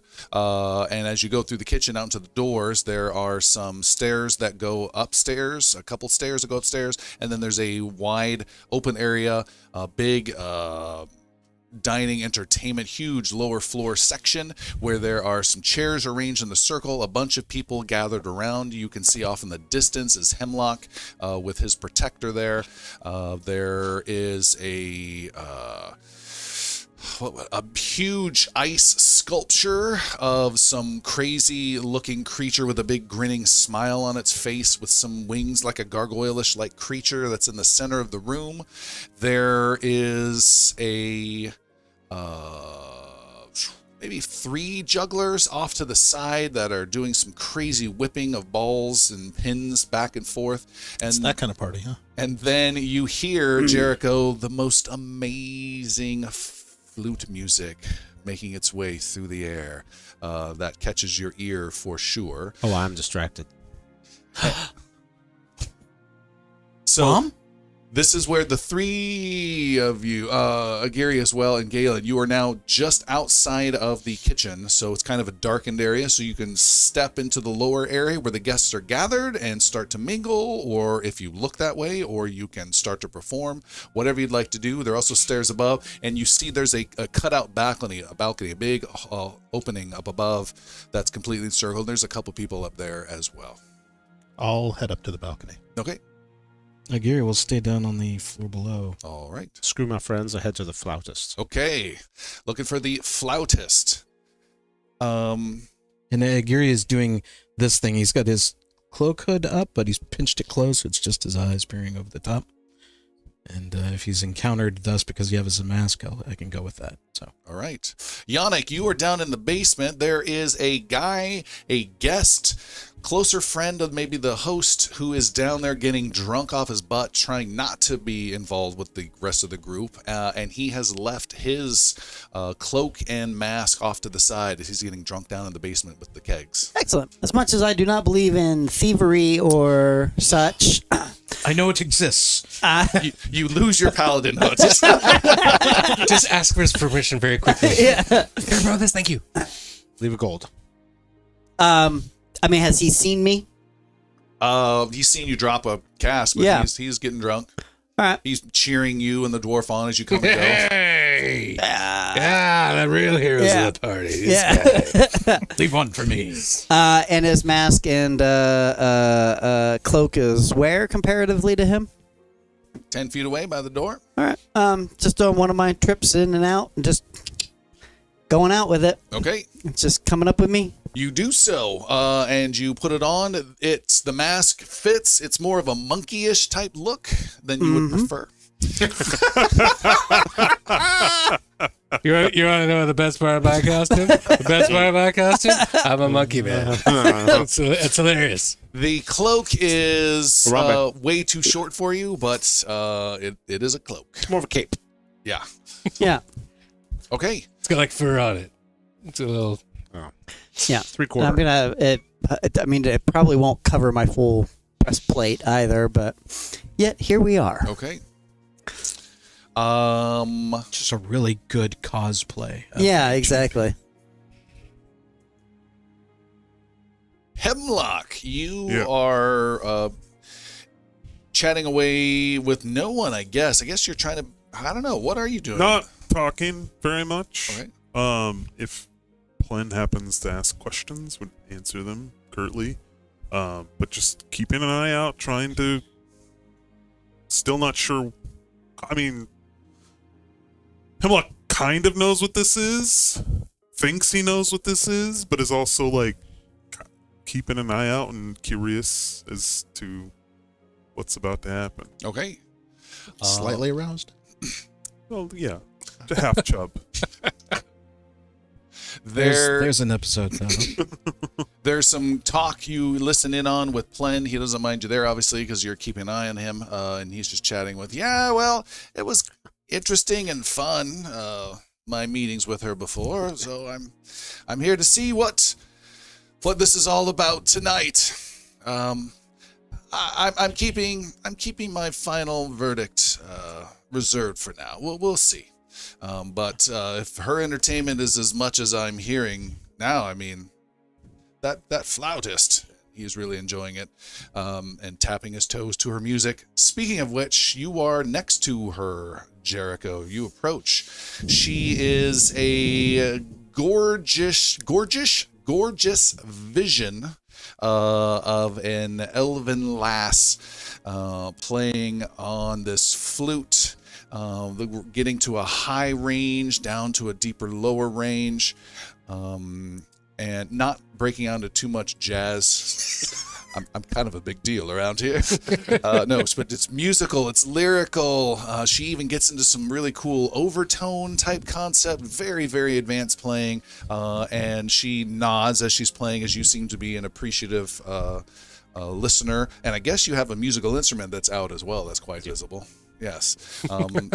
And you are. And you have a ukulele. The king of string instruments. Subtly crude. King string. And she's continues to play an array of songs and never quite stopping. One blends into the other and blends into the other. Her endurance alone is impressive. From my musical background, is she at all familiar to me? You have heard of her before, yes. She is she's not a bard. She is not an adventurer of any kind. She doesn't go to taverns. She is a high-end performer hired for very important gatherings throughout the kingdom. Big parties, big celebrations, big religious events. The Yanni of your time. Stop my quick beating question. heart. Yes. Hold on, one question here. One of my abilities, Schooled in Secrets, is that only for groups that I am within, or can I identify No, it's groups from only within? Schooled in Secrets. No. Blah, blah, blah. You notice the signs and symbols that members of mystery cults and other secret societies use to declare their affiliation to members. With that, can I spot such subtleties going on in the crowd, people identifying themselves in groups and then pooling together? Make an occultism roll for me, please. No target number. I'll do so. That's terrible. Hey, I have a hero point. That was a 4 rolled. It is now not much better. That is occultism 16. 16. You notice 3 people that are not guests, not wearing any of the masks, that are not servants, that are off to the side, that are watching things very closely. And Do they happen to be members of my party? They are not. Okay. But you do recognize one as someone you sent to a guard tower earlier this morning. Interesting. I make my way over in a meandering fashion. Okay. And they are in the periphery, in the darkness, shadowy areas of this big, huge, like ballroom type area with all the guests more in the light, where the music is and the food is and all the stuff. Lots of food being brought out as well. Smells amazing. And Jericho, is there something you wanted to do? Yeah, I wanted to use a skill I thought that I would never ever use in this game. I have a lore skill of theater lore. Okay. I would like to discern if my instrument and my ability would have any ability to complement her playing if I were to join in, just step in and start playing along. Make a roll. Alrighty. Wait, gotta get 15. 15. You think there's a chance you might be able to connect a bit of a story with what she's doing, calling upon songs that tell a different story. So you can make a performance roll right now. So you're saying there's a chance. There's a chance.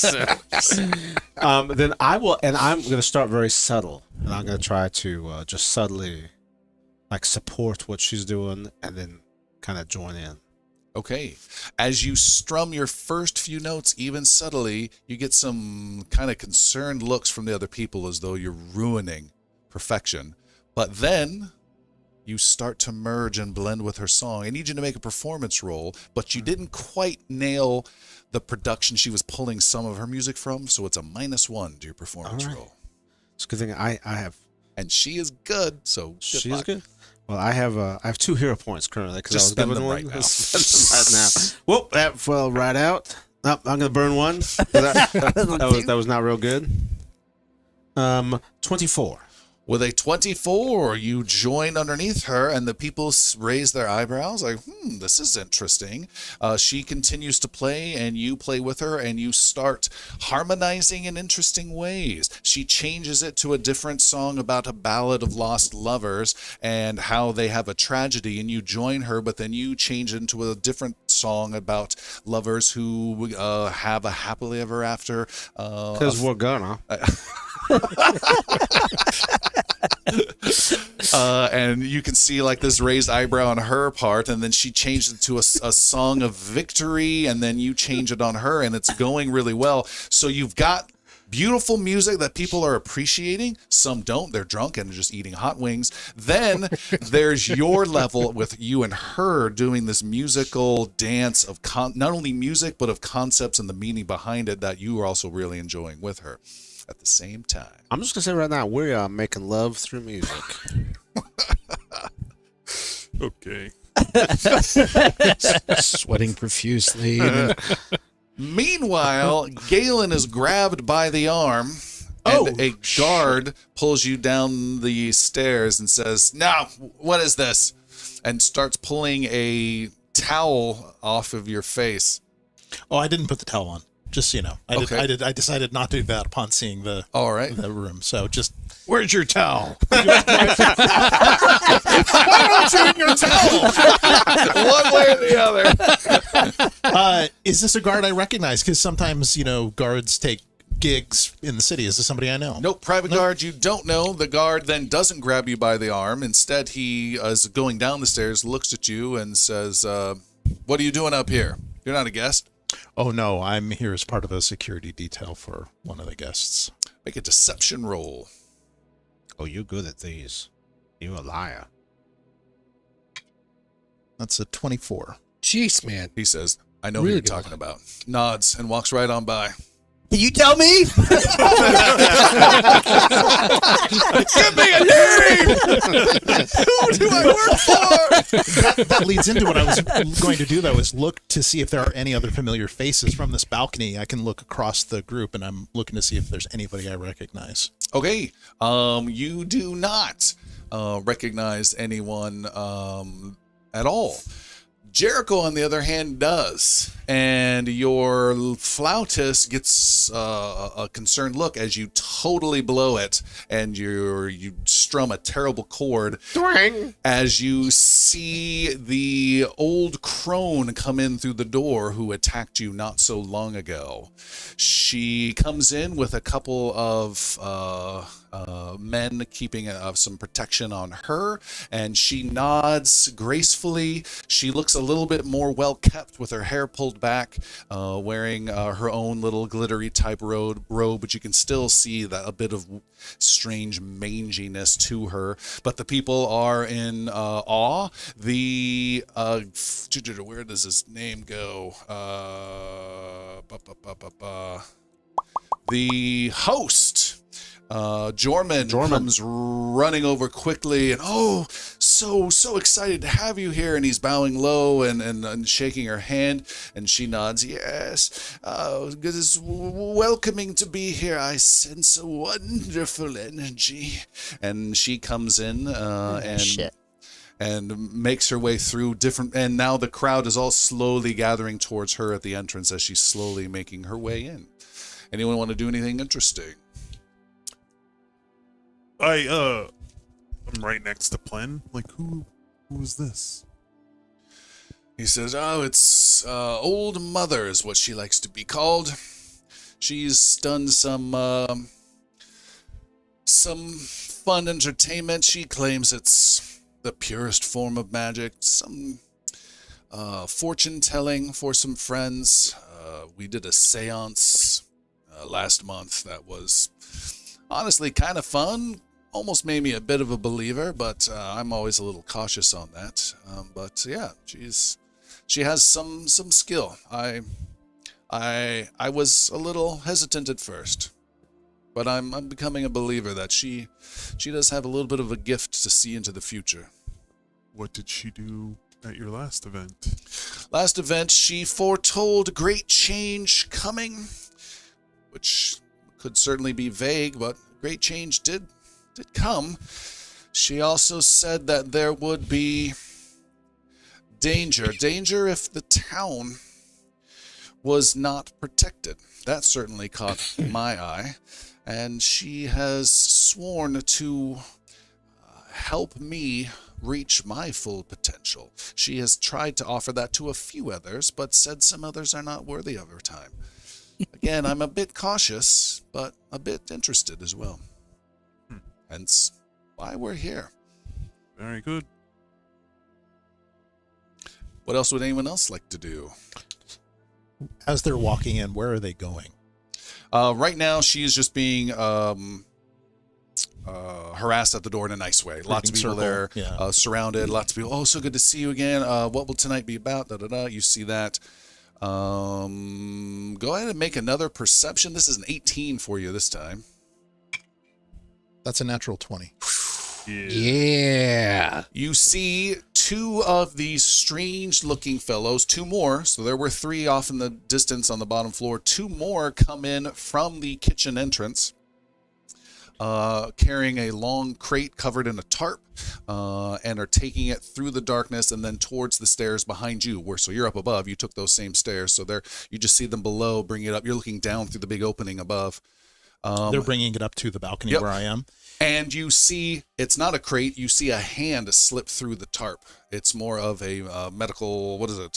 Gurney? Gurney, thank you. And then they put the hand back in and carry it up. That's creepy. Is the balcony deserted other than me at this point, or are there others up there? There's one pair of guests, and then there are two more of these strange fellows. And I don't recognize either of them. Correct. Okay.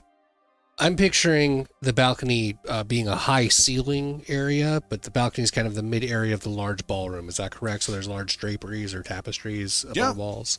Cool. So on top of one of those tapestries, sitting on a little teeny rock ledge pointing out the wall, is Dash, who used his stepping stones to step up the wall. And I've been watching Galen watch the room the whole time. All right. So very much sitting in the shadow, keeping the tail tucked in. So you're like Hawkeye at the beginning of the Avengers A little bit movie? like that, yeah. I see better from above. Just on top. And Galen, they Thinking like then Assassin's stop Creed style. Yes. at the stairs and are waiting at the landing of the stairs. They're not coming up and they're not staying down below. You don't know what they're doing. As they come up towards the top of the landing, They're at the middle of the landing. they're at the middle of the landing. And they're So staying there. can I see them from where I'm at? Nope, you have to walk over to the top of the Okay, stairs. I will do that. Okay. So I walk over just casually to the top of the stairs and I make eye contact and I just...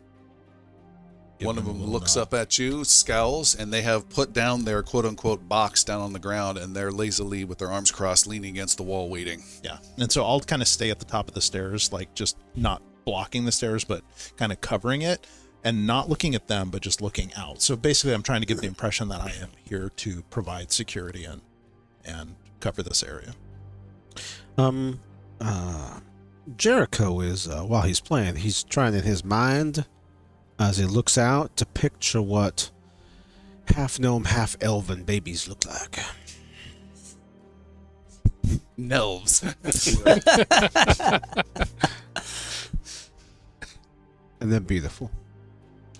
Would the opposite of that be Yum? Eomes. Tall, really pointy noses. We tinker, but we live forever. That's where trolls come from. The Agiri's just watching the cultists. Okay. Checking on that.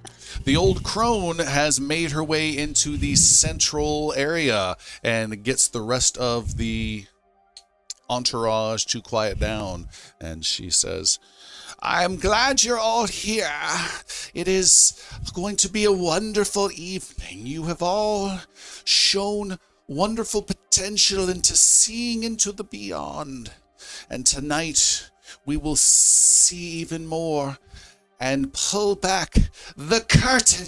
And as she does that, one of the cultists reveals and pulls back a curtain high above a big drapery, revealing not Dash, but he was very close. He was the one next to him.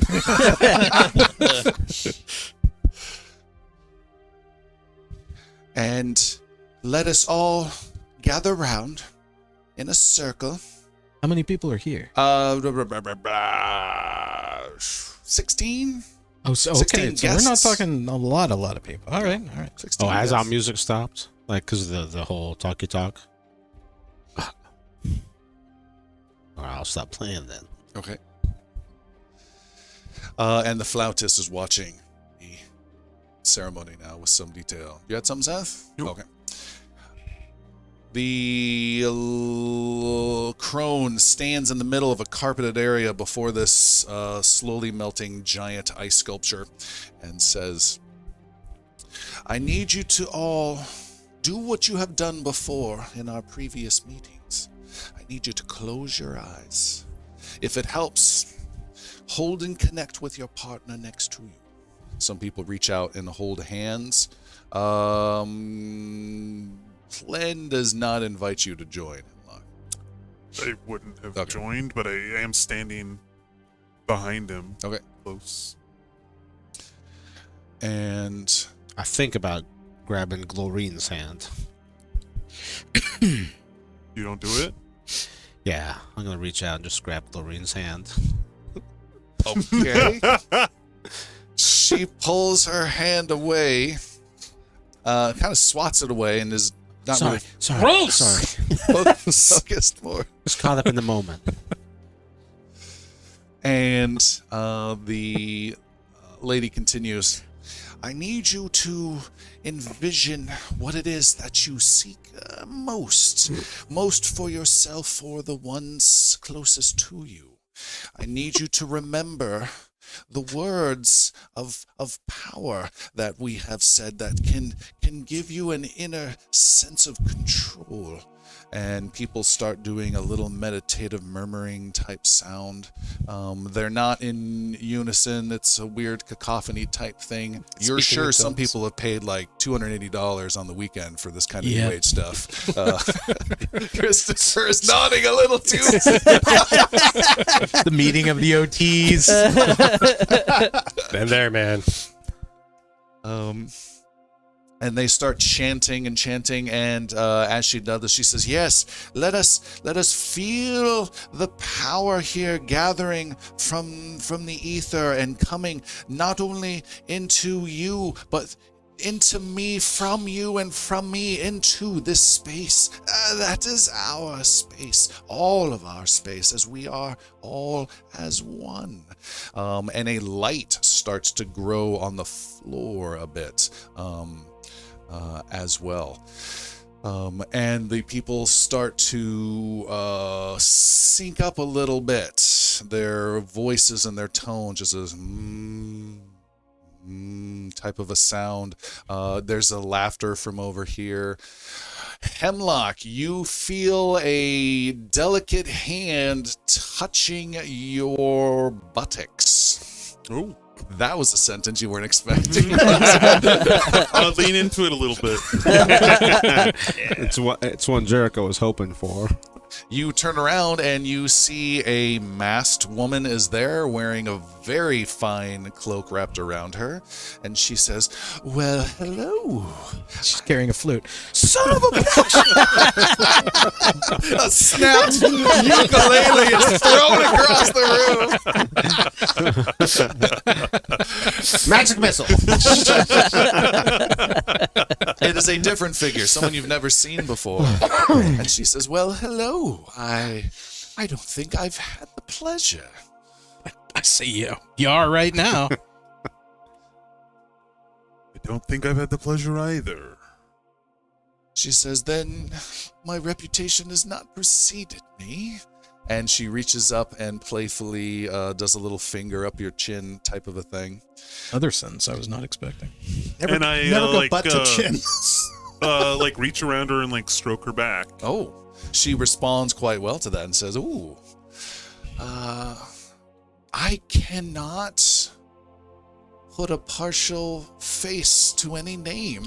You are a bit of a mystery, aren't you? A very attractive mystery, and you seem younger than most here." And she starts to touch you around your hips, a little strapping young man. Are you actually strapping? Mm-hmm. And she... Isn't this whole affair about mystery? It is. It's about connecting, as Jorman says, but perhaps there's a better connection that people can make. Are you up for some connection? It might be. What do you have in mind? She says, "Oh, I think." And I like stroke the other side of her back. Okay. She says, "Oh, I'm confident that we can find something." And she takes your hand and pulls you away from this lit ballroom area. I cannot leave this area. Oh, quite you yet. don't need any of this silliness. I do not. Old But I mother needs cannot me. attend you right now either. You're going to miss out. Might we pick this up later?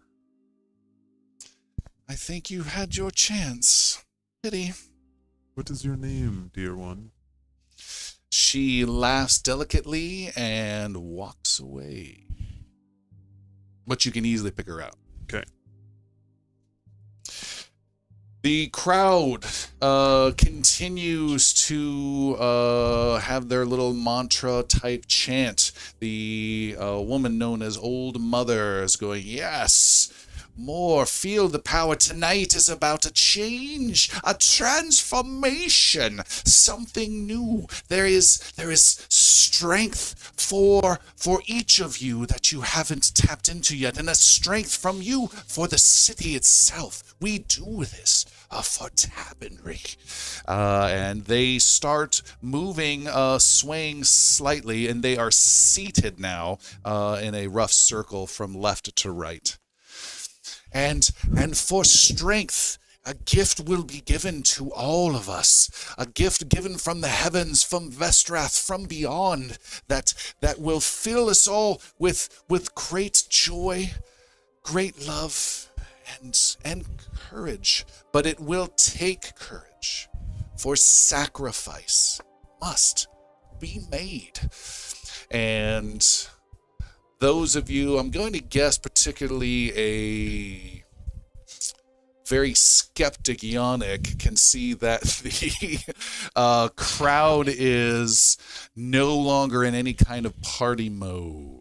They are now undulating back and forth. Their eyes are closed, as though she is really having them enraptured beyond just a conversation. You can see her lightly weaving spells with her hands.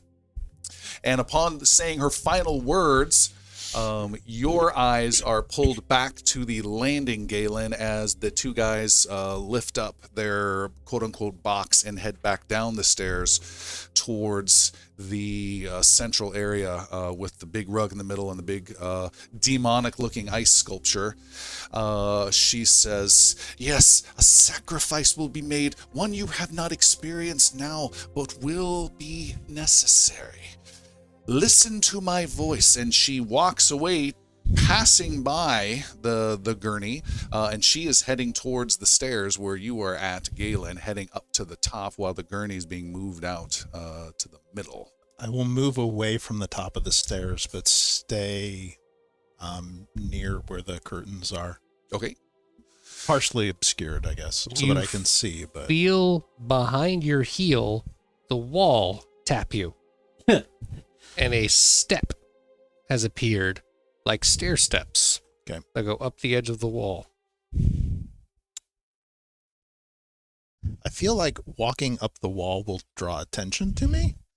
So I think I will just kind of try to blend into the background like security.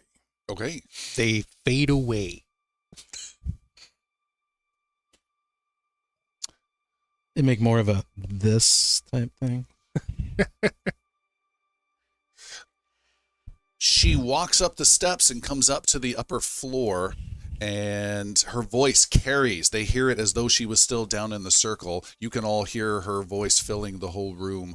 And she says, we will bridge a new beginning for the town, a new beginning for us as a group. And you can see, well, can you? Everyone needs to make a before you make it, a willpower roll. Your target number is an 18. And I will warn you all, if every single one of you fail it, we will just skip to tomorrow. Because you will all be under the spell. If one of you fails it, succeeds, we will continue with the scene. 18 18 will. Oh, God. Natural 21. 1. I'm using my hero point. 21. I'll get it at 16. I'm going to use my What was our hero point target? as well. 18. Yes. I will also use my hero point. Success. Ooh, success. So it's 20. success is barely. Yes. 23. Agiri? And no more hero points. No more using that. 16. Okay. Someone had to fail. just so we can see what happens. You have a hero point? And I used it. And Dash, you can see from your hidden area up above on the upper floor, you can see Galen has lost his more inquisitive investigative mode and has walked over to the edge of the balcony and is just looking down, kind of has his eyes sleepily closed and is just slowly rocking back and forth. What is Agiri's range to Galen? You're on the floor below. You don't have eyes on him.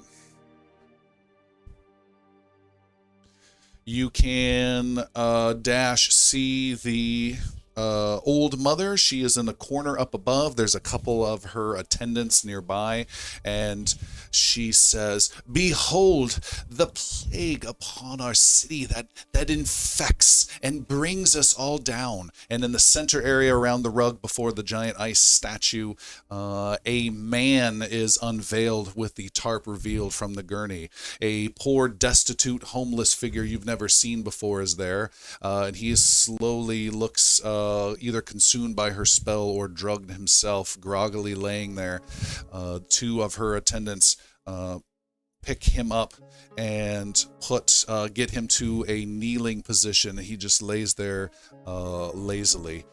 And she says, "We must all end this plague and cut it out from the city, freeing the power within you and freeing yourselves from the bonds of society and from the bonds of the limitations put upon us all. Only then can we grow." She says. One of the guys that brought down the body draws a knife, as does the other one. One gets really close to the guy. Another one gets close to Jorman. Keeping that name right, Jorman. The host. And she says, "We must all cut. We must all bleed out this cancer." And the guy right next to the guy takes, one of her attendants takes and cuts him on his arm. And the guy moans and grabs it, and blood starts dripping out of his arm. And then she says, "Each of you." And the second guy holds out a knife to Jorman, who lazily, slowly reaches out for it and then stands up and makes his way over towards the body.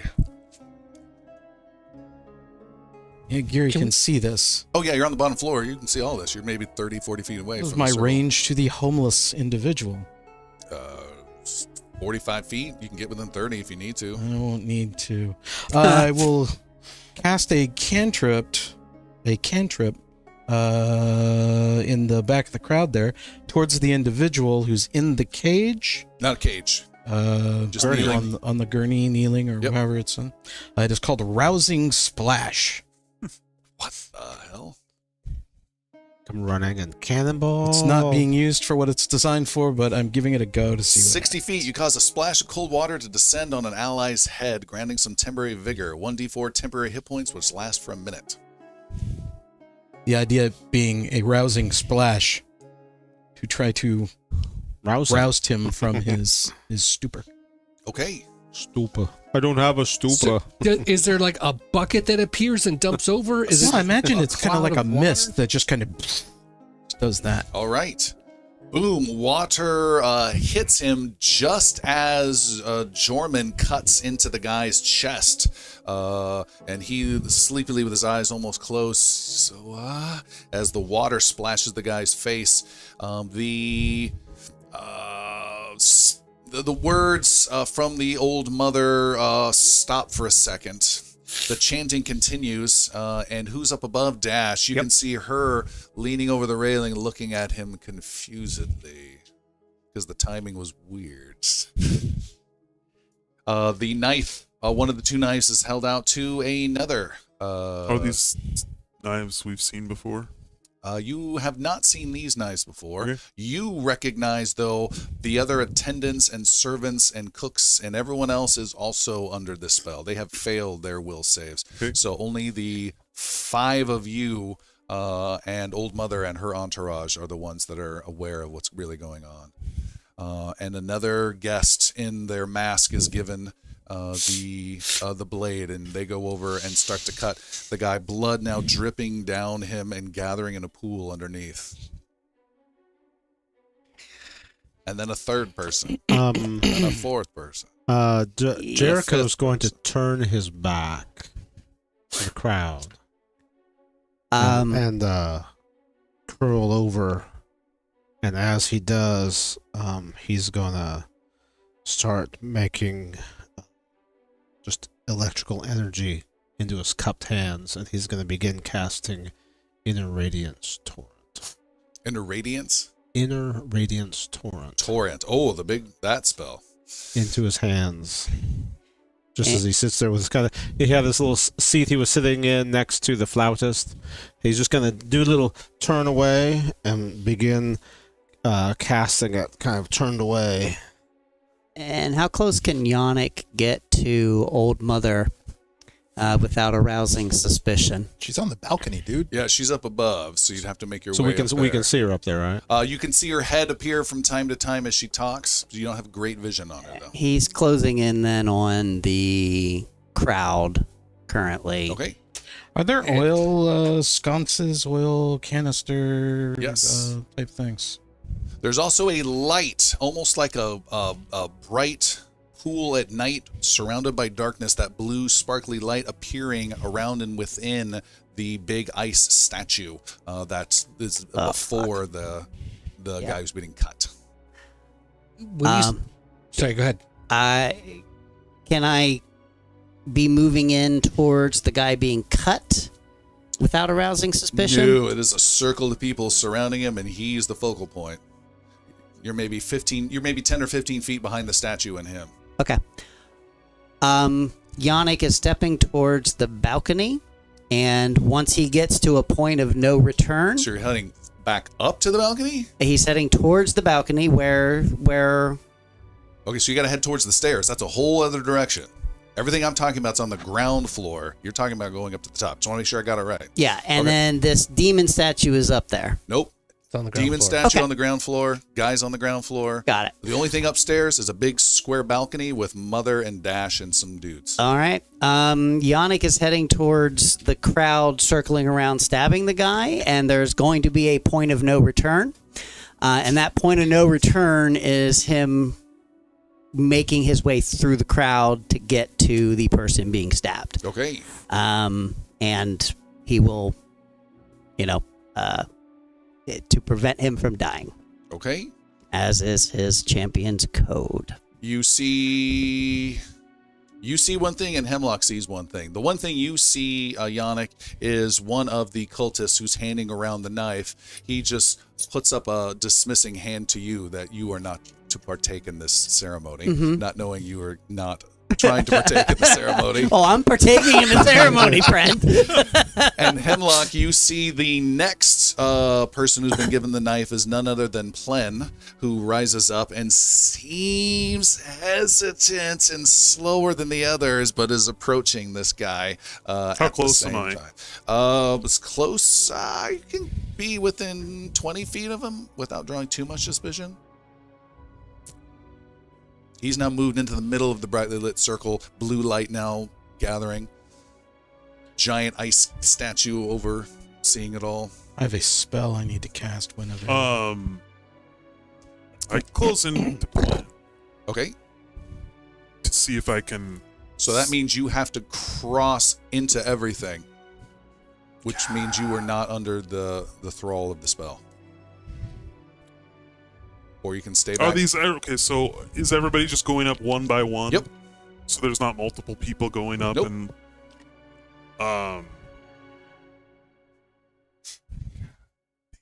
And at the end of the day, Yannick's goal is not to let Plum get to Okay. him. I So, see you. I see Yannick. Yeah. Closing in, and I ready for action. Okay, you're in the shadows in the back, ready for action. Yep. Okay, I have a spell. spell I heard. What? The spell, the blood that had been accumulating underneath this poor soul, begins to ripple and forms up, goes up the legs, goes up the chest, goes back into his body, and the wounds begin to heal. As I cast the requisite heal with the range ability as well. That's all three Okay, damage. so at range you cast a heal and start sealing up the wounds. The blood goes back in. You shit. see startled cultist members that are trying to hand out the blades and guide the participants, and they stop and look. You hear a strange shriek from above of "What?" From the old mother, who is very concerned, and then Plen is none the wiser as he's under the control of this, and he starts to approach, and he has his knife, and as he goes to strike, you wanted to do something? Storms!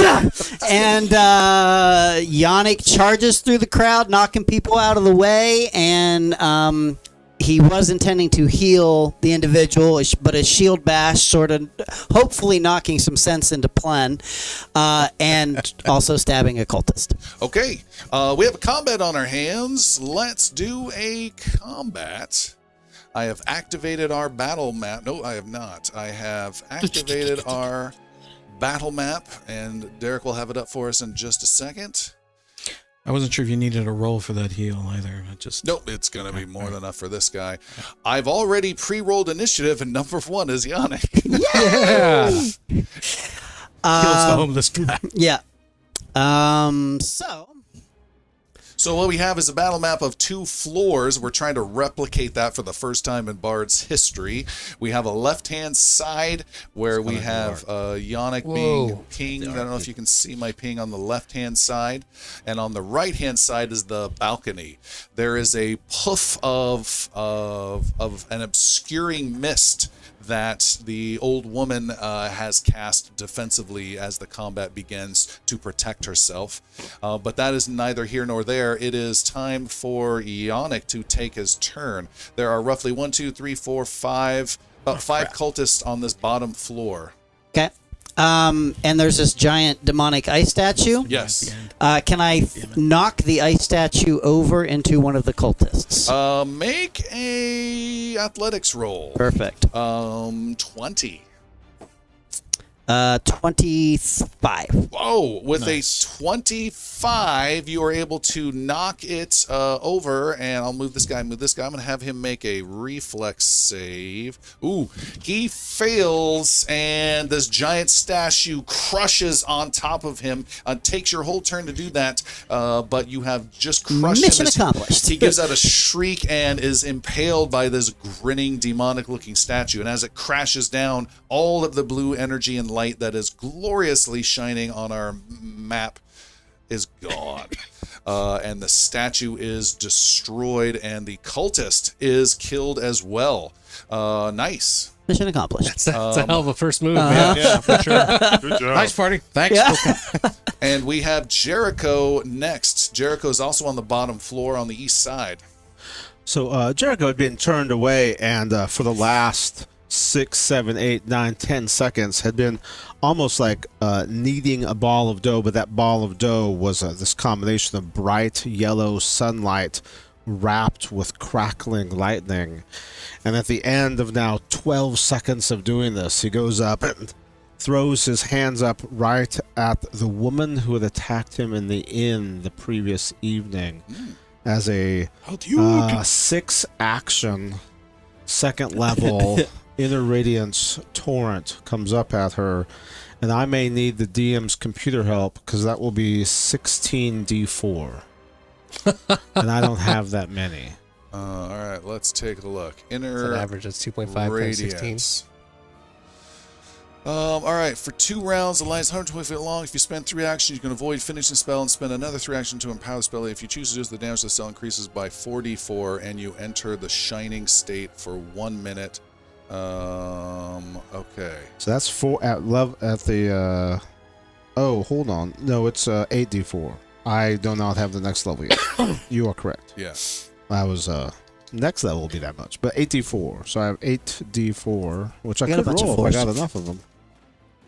There's 3. 8d4. All right, and what Plus is 4, this? Is 7. a basic reflex. Basic reflex. save. So hold on before you roll anything. Okay. None of that counts. I'm picking it all back up. She is concealed by her darkness. A creature that's concealed must succeed at a flat 5 check to be targeted. Wait. Hold. She's in darkness? She was Yeah, concealed. She had a obscuring cloud. cloud. Does not matter. It is not affected by area of effects. You get to blast her. Nice. So reflex save. By the way, if the line passes through an area of magical darkness or targets a creature affected by magical darkness in the radiance toward attempts to counteract that darkness. It's an obscuring mist. So Okay. different type. Different type. Absolutely. Nice idea, but Good different thought. type. 1, 2, Reflex Yeah, save. no. What's her target number? 19. Do you need more dice? She dodges easily out of the way, almost critically succeeds with a 28. So she's taking half of this. Half damage. Alrighty. Blinding, 4, brilliant light. 5, 6, 7, 8, 9, 10, 11, 12, 13, 14, 15, 16, 17, 18, 19. So 8 damage. 8 damage. bad Blasts start. up. And she gives out a shriek. What is this? And I think we have Dash. Dash, you're up top. Up top, we have the lady who is the old crone, who is on the southeast corner of the balcony overlooking everything. She has 2 cultists next to her. You also have a Galen, a stupefied Galen in the middle, maybe 40 feet away from you. Oh, okay. So, is Galen in between me and her? You can, no, not quite. I'm on the other side, right? Other side of the corner there. You're right there. All right, perfect. So there's going to be a level of boomerang going towards Galen in just a second. But for now, I'm actually casting Tremor underneath the hag, the crone, the old mother, and I'm going to hit her. So she has a Fortitude save to make. You have that far range on your tremor. Yeah, my Tremor is. Well, how far am I? Oh, she's on the other corner. I see what it is. So how far is that? 95 feet. Why you got to be a jerk about it? Let's do this. Dash moves, jumps off of his pedestal and takes his stones that appear up and out and moves 30 feet straight ahead. And dives off the balcony. Let's move him back a little bit. Floating on you're gonna my float. stones. Oh, Yeah. okay. I stand corrected. Derek was totally right. My stones literally hold it myself up in the air. That's awesome. And from right there, I blast her with. No, the tremor can't do it. Does So, it take an action to cast those stones? They have already been cast. That's what I've been stepping on this whole time when I walked up the wall, and I've been hiding it in the top. Right. I've been under those, so I've been sustaining them. Oh, but the sustain As an action. Is an action. it is an action for that. So taking an action will be another one, which means I can't do a 2-action attack.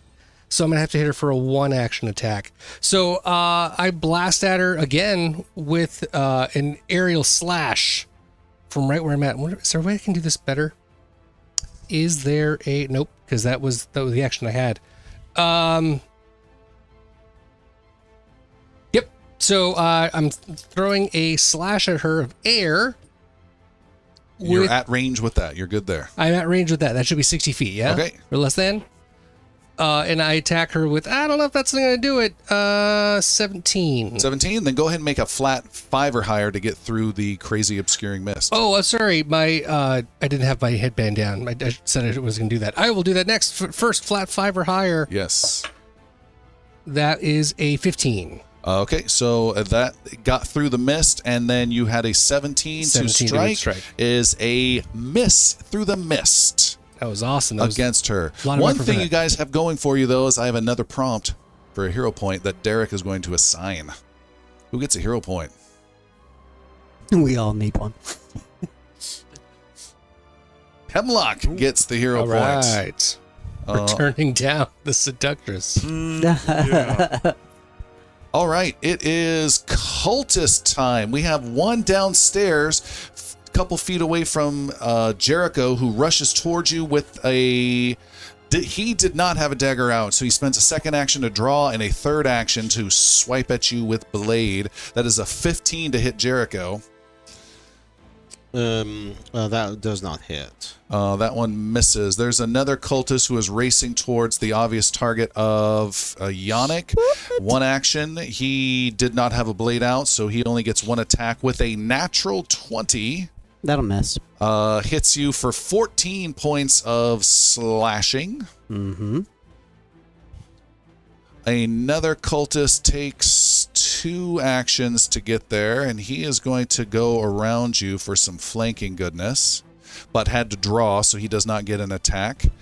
A third is going to... He's going to draw his weapon and ready his action for any other sneak attacks that he sees.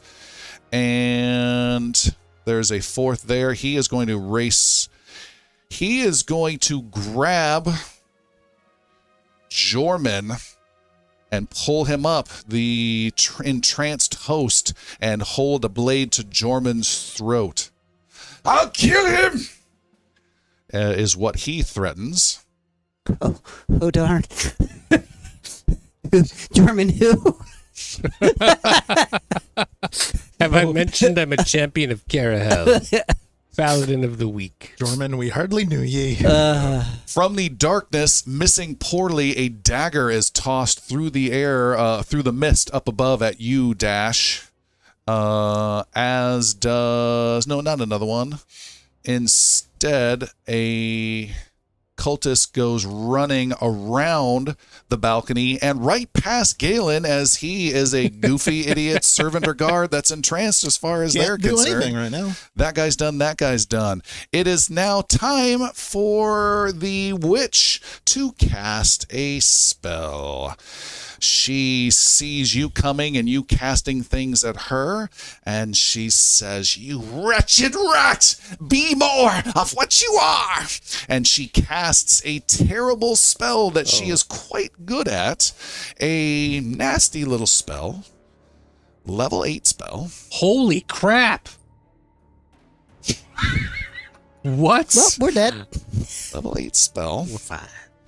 As you feel yourself becoming more and more of a rat, more than you've ever imagined, your form starting to become smaller, your internal organs starting to change, you need to make a fortitude save 23. If you succeed, it's a minor inconvenience. You fail, it's not good. If you critically fail, it is a permanent effect. Permanent effects. Okay. How many hero points do you have? I have 0. right. I've spent my hero points. 23. Derek doesn't like me, so let's see how this goes. 23. It's 27. Ooh.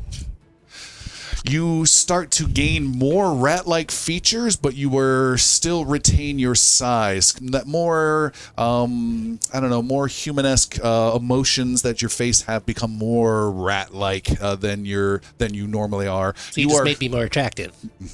You are sickened 1. Oh, okay. It can be removed just by vomiting, essentially. For 1, and she is going to not do that. She's going to stay where she's at for that. All right. It is Galen's turn. Galen, your turn is over. Yep. You may make a willpower.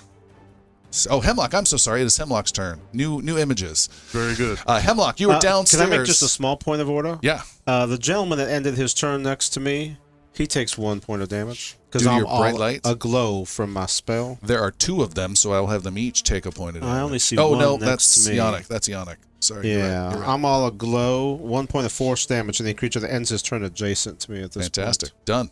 All right. Hemlock, you are in the shadows behind all the circular mess.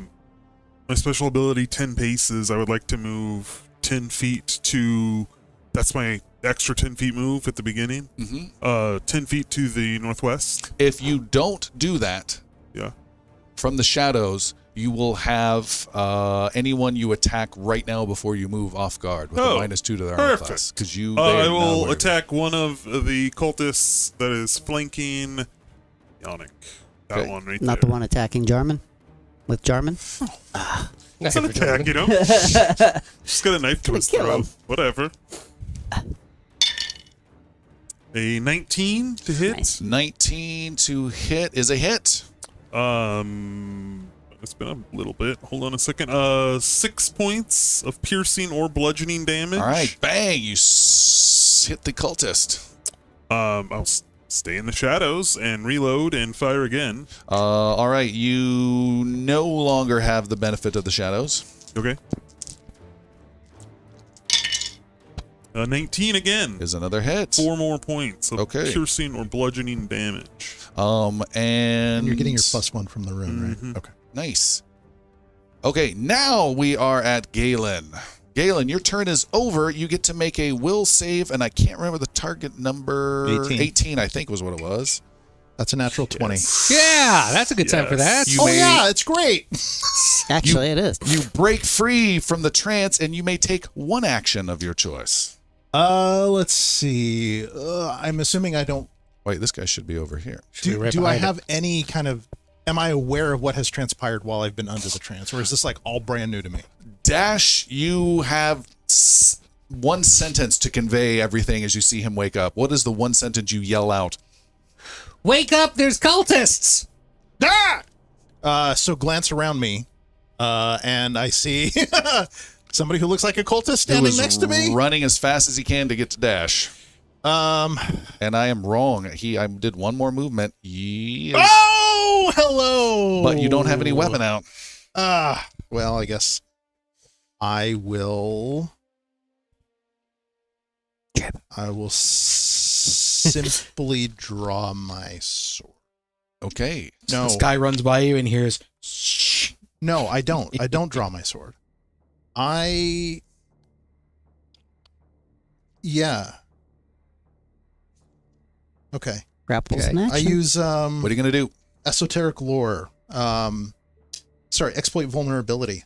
I am going to try to read the witch, the crone, and understand her weakness. Okay. Do you need to see her? You do need to see her. It does count effects. So make a flat 5 or more, or none of this matters. 11. Okay. You were able to spot her in the hazy mist. You need to make a roll versus a DC, and go ahead and make your lore roll. It's a 25. You scrutinize details about her.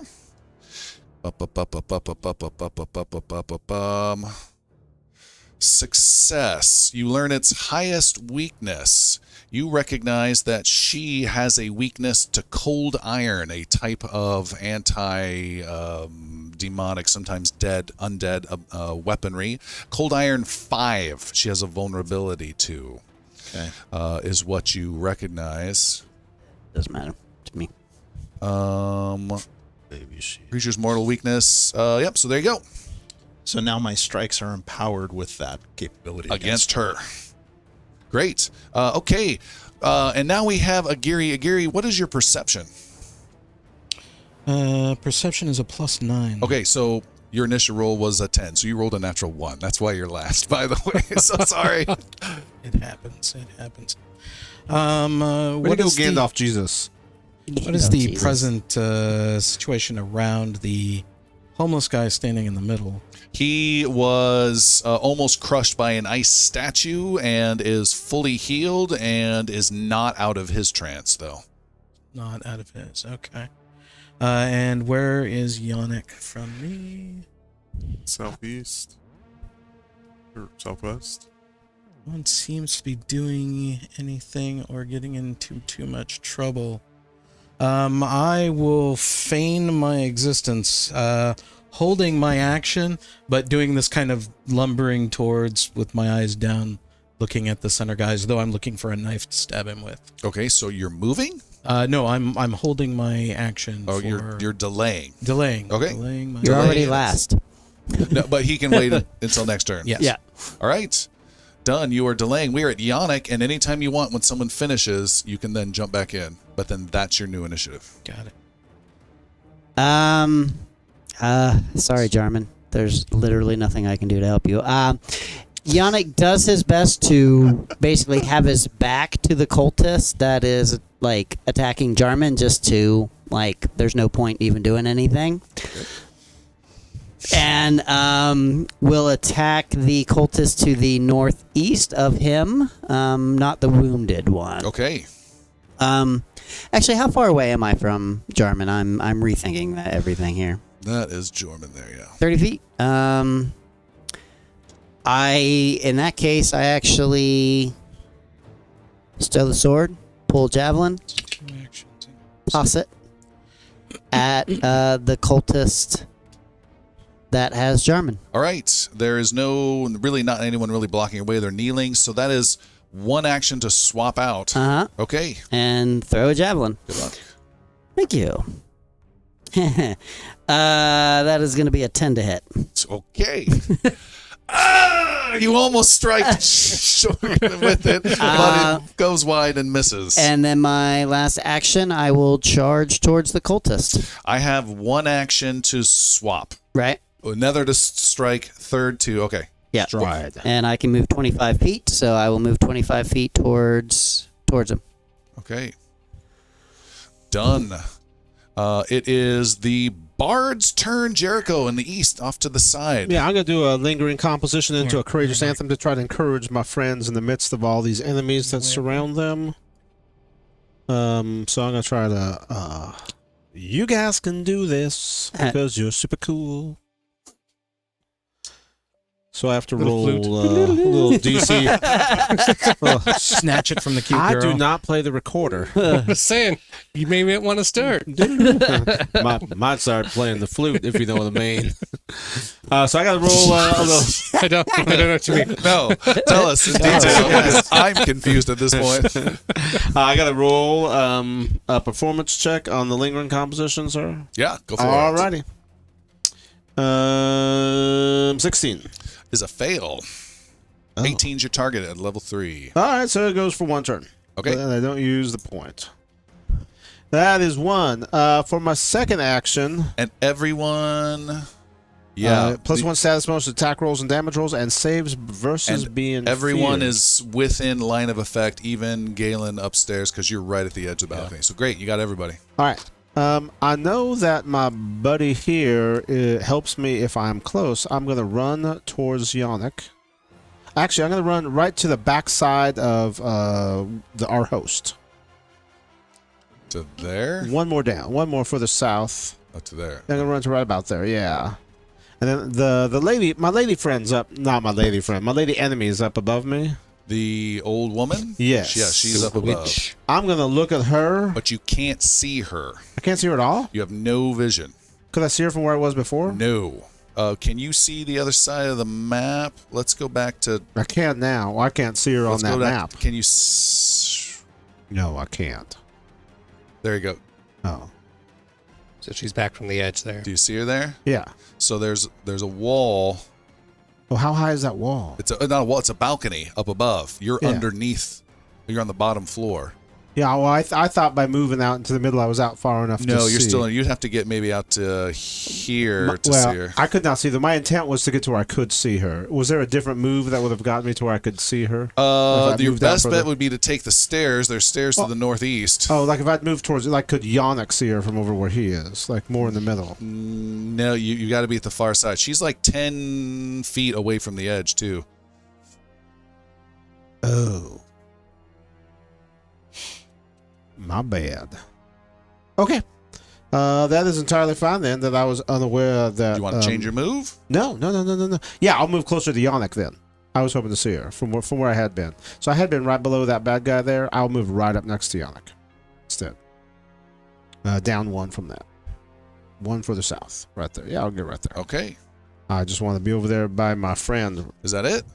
No, I have one action left. And I have not done this one much, but there is one that is like a demoralize. Mm-hmm.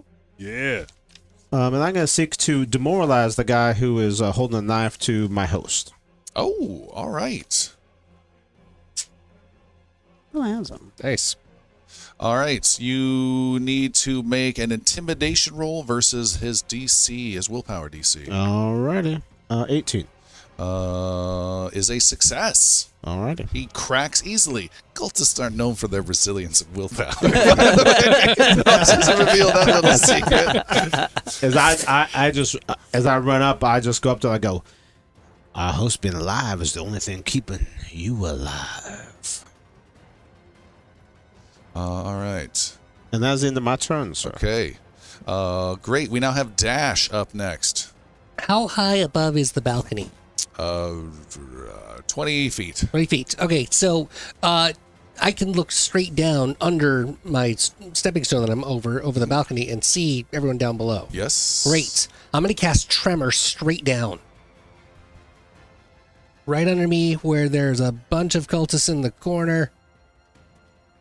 Yep, that group right there. So I'm hoping to try to hit 3, maybe 4 of them. I don't want to hit my friends, but on the other side, want to shake up that ground. Are those all cultists, or are they some of those people just bystanders, right? All the gray ones are some of the guests. Gotcha. Okay. No, they were trying to stab a guy with a knife. They're cultists. So, This one right here is Plen in particular. yeah, I'm all cultists. I just want to hit all of them with the big Set tremor, on Plen. shake up the ground. And I cast it down. So they have a fort save that they need to make. Maybe that'll knock him out of his. DC 19. Or kill him. Well, you know. Well, just some of them are like heavy cultists, and some Yeah. are medium cultists, and some are light cultists. Cult light. Yeah. All right, Cold and curious. we need a 20-foot burst to where that is so I know who's being affected. Cult curious. See if Derek can help us out with that. Write And I that have a one down. stepping stone clarification with you, sir. Yeah. For 2 actions, discs of rocks fly to designate that you designate to make a new path. You can set them horizontally or anchor them vertically. The path can be up to 20 feet long or 10 feet up the side. Every 2 levels, you can lengthen it by 10. All squares must be contiguous and within 60 of you, so you're able to make 30 foot. Correct. Moving across ignores blah blah blah. The disc lasts until the end of your turn, but you can sustain it to make it continue. To move that would be 2 other actions to create new stones. If I was going to move from where I'm at now. Correct. Okay, just making Yep. sure we understand. All right. Great. So that's what you're blasting? Yep. All Unless I right. can get any more cultists in there. Whoa. Who's the one just north of Running pretty Yannick? Is loose that a and cultist? fast with that cultist term. And you said reflex save? Yes. No, fortitude. Sorry, fortitude save. All right. Like if you move that 1 square to the right, who's that guy right above Yannick? That red guy? Is that bad guy? No, he's the homeless guy. You don't. Oh, that's the whole guy. Agiri's watching after him. Okay, don't kill well, him. some weird things have happened. I rolled a natural 20, a 1, and a 9. What? I think it worked out perfectly. The 2 guests take no damage whatsoever, are not affected in any way. Both the cultists that Yannick ran away from take double damage. That's fucking Fantastic. awesome. So my damage was 14, so that's 28 points of damage. Holy And if they're alive, they're also knocked prone because the whole ground around them rumbled and They are If they're pushed them dead, over. they're knocked prone They're also. quite dead. All right. Well I done. just like visually, what does that look Yeah. like? So if you think of kind of like waves when you do a drop of water, when I threw a rock straight down, it just did that to the ground. It hit the ground. Like Neo? It just created, yeah, let's say like that. Like when Neo lands or takes off from his flight, the whole ground just kind of ripples. And then because it's round, it breaks apart. And it's rubble and it's rock terrain. And so you should leave that up there because it's going to be difficult terrain until the start of my next turn. You hear, with a knife to his throat, hazy Jorman, the parquet floor. My cabbages! It'll take weeks to buff out. All right. There is a frightened cultist who is panicking, and he is going to try to slit the throat of Jorman right now. We'll give him a +4. My intimidate didn't help at all. That's With a pretty a -1. obvious, Oh, that's pretty right. obvious That's action, what that does. that he's going to do that. Can I interrupt? I'll let you interrupt. I believe. What's my range to Jorman? 45. It's an 80-foot burst.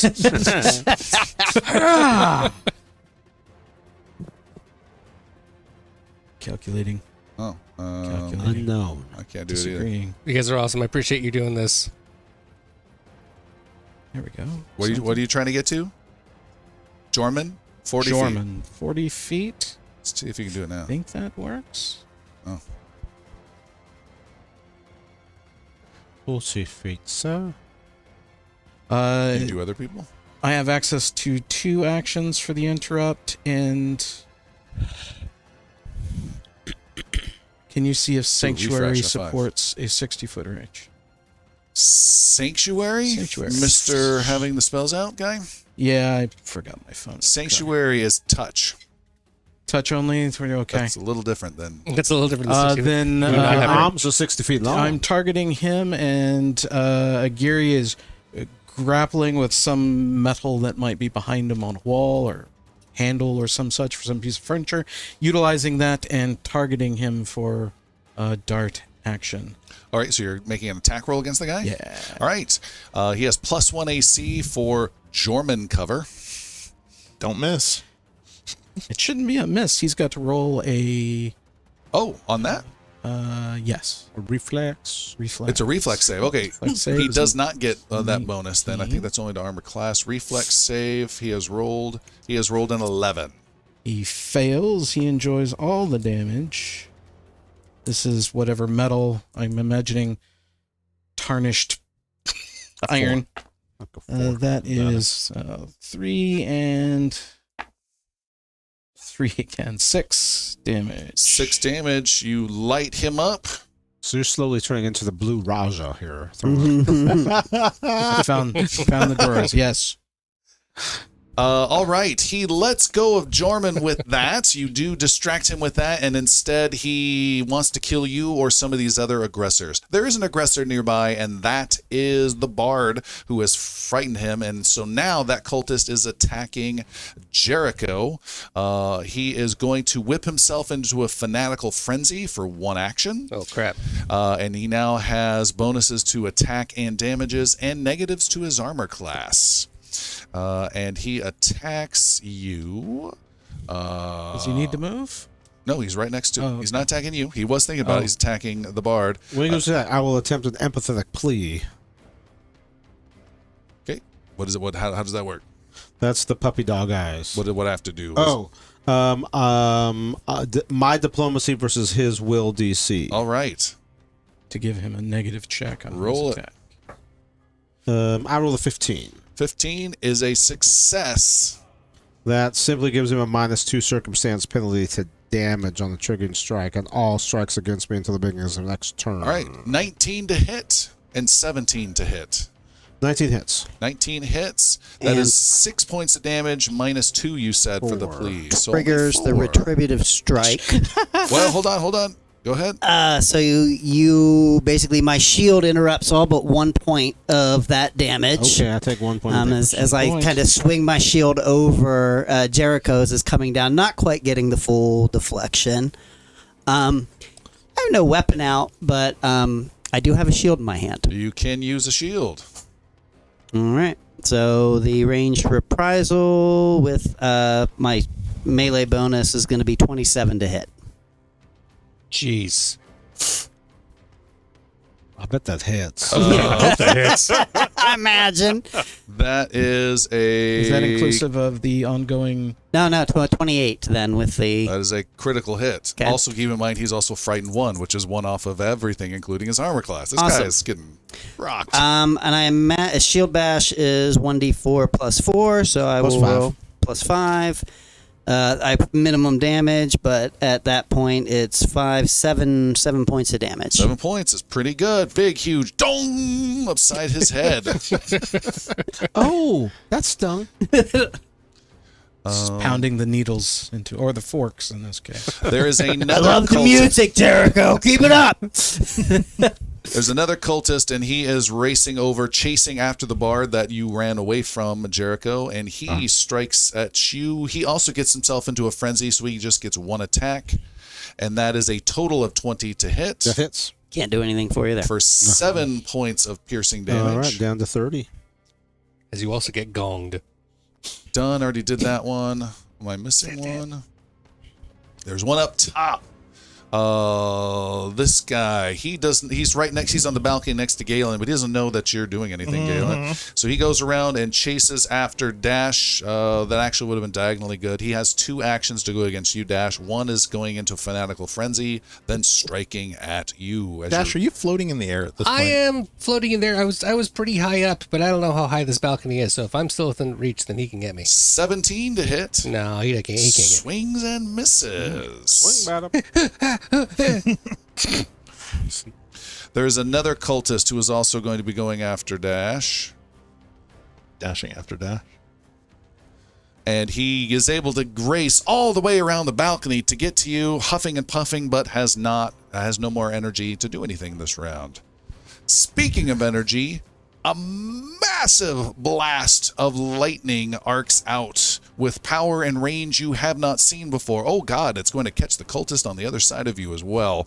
A huge line of electrical energy goes blasting out towards you, Dash. You need to make a reflex 22. Wow. Okay. Or, Just take it. no, just giving you your options. If you pass the 22, you will take 20 points of electrical damage.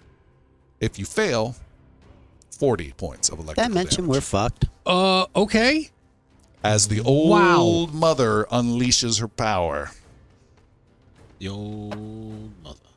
I rolled a 13 plus 10 is 23. I think we almost approached an area you could have been one-shotted and massive damagely killed. Super close. Yeah. 23? Yes. You take 20 points of electrical damage. Ow. Jesus. Brutal damage there. And she's going to remain in her concealed area, unleashing. Actually, she's going to What happened to the cultist behind him? Oh, forgot all about him. Thank you. Reflex save, I said. Yep. What did I say? 23. 22. 22 was this particular one. He takes 80 points of damage. Whoa. So he's fine. And is he is that nuclear shadow on the ground behind Dash. Wow. All right. Meanwhile, down below is Hemlock. Hemlock, yay! If you want Hemlock, you may start to do a new type of combat with me. Why you? Okay. Because you were in a weird situation. Normally we avoid this, but this is actually working out well. You're kind of in the dark background, and if you want, you can make a stealth roll versus a target's perception to spot you to catch them off guard, sneaking around. Yeah, of course. And do you have a bonus with your race for sneaking around as well? Yeah. How does that? Well- or is it just distance? It's just moving. Okay. So I can remain hidden when you end a sneak action in dim light or darkness. Okay. So this is stealth. 23. That is really good. We're gonna Sneak. How are we Make gonna a do this? roll versus the perception DC of your opponent. You said 23? Yes, sir. Perception is a critical success. Perfect. Nice job. There is no juiciness for that, but you are undetected, and you may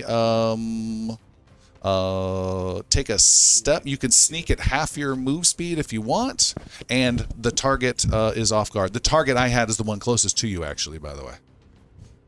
Yeah. So yeah, I will. Was that an action to do that? Yes. Okay.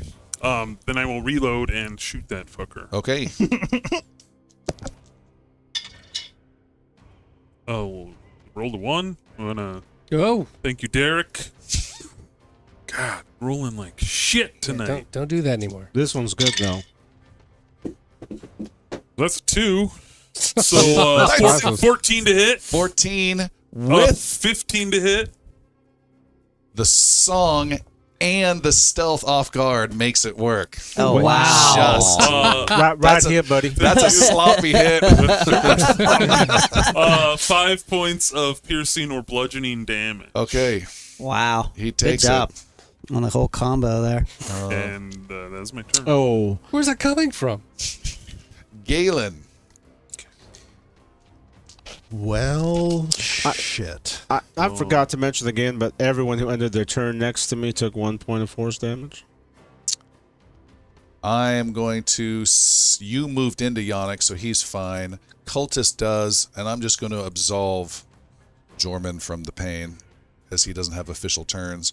But the two cultists next to you take it. How long does that last? A minute? Yes. All right. I'm glowy, which probably makes you think I'm a saint or an angel. Absolutely. Yeah. St. Jericho? St. Jericho, absolutely. Our savior. Galen. Do it. Yeah. Go after. Well, I've seen the lightning thrown at Dash, and terrifying as that looks, I think I need to distract her. So, Galen, do you smell toast? I smell burning rat. Can you So good. show me the distance to her, please?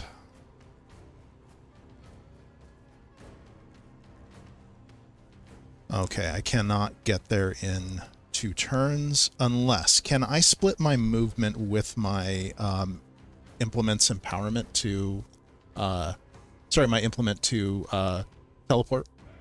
I don't explain In that. other words, could I move 10 feet, teleport, and then finish my movement? No, you have to complete an action. How far is your teleport? It's 15 feet. I can't cut the corner.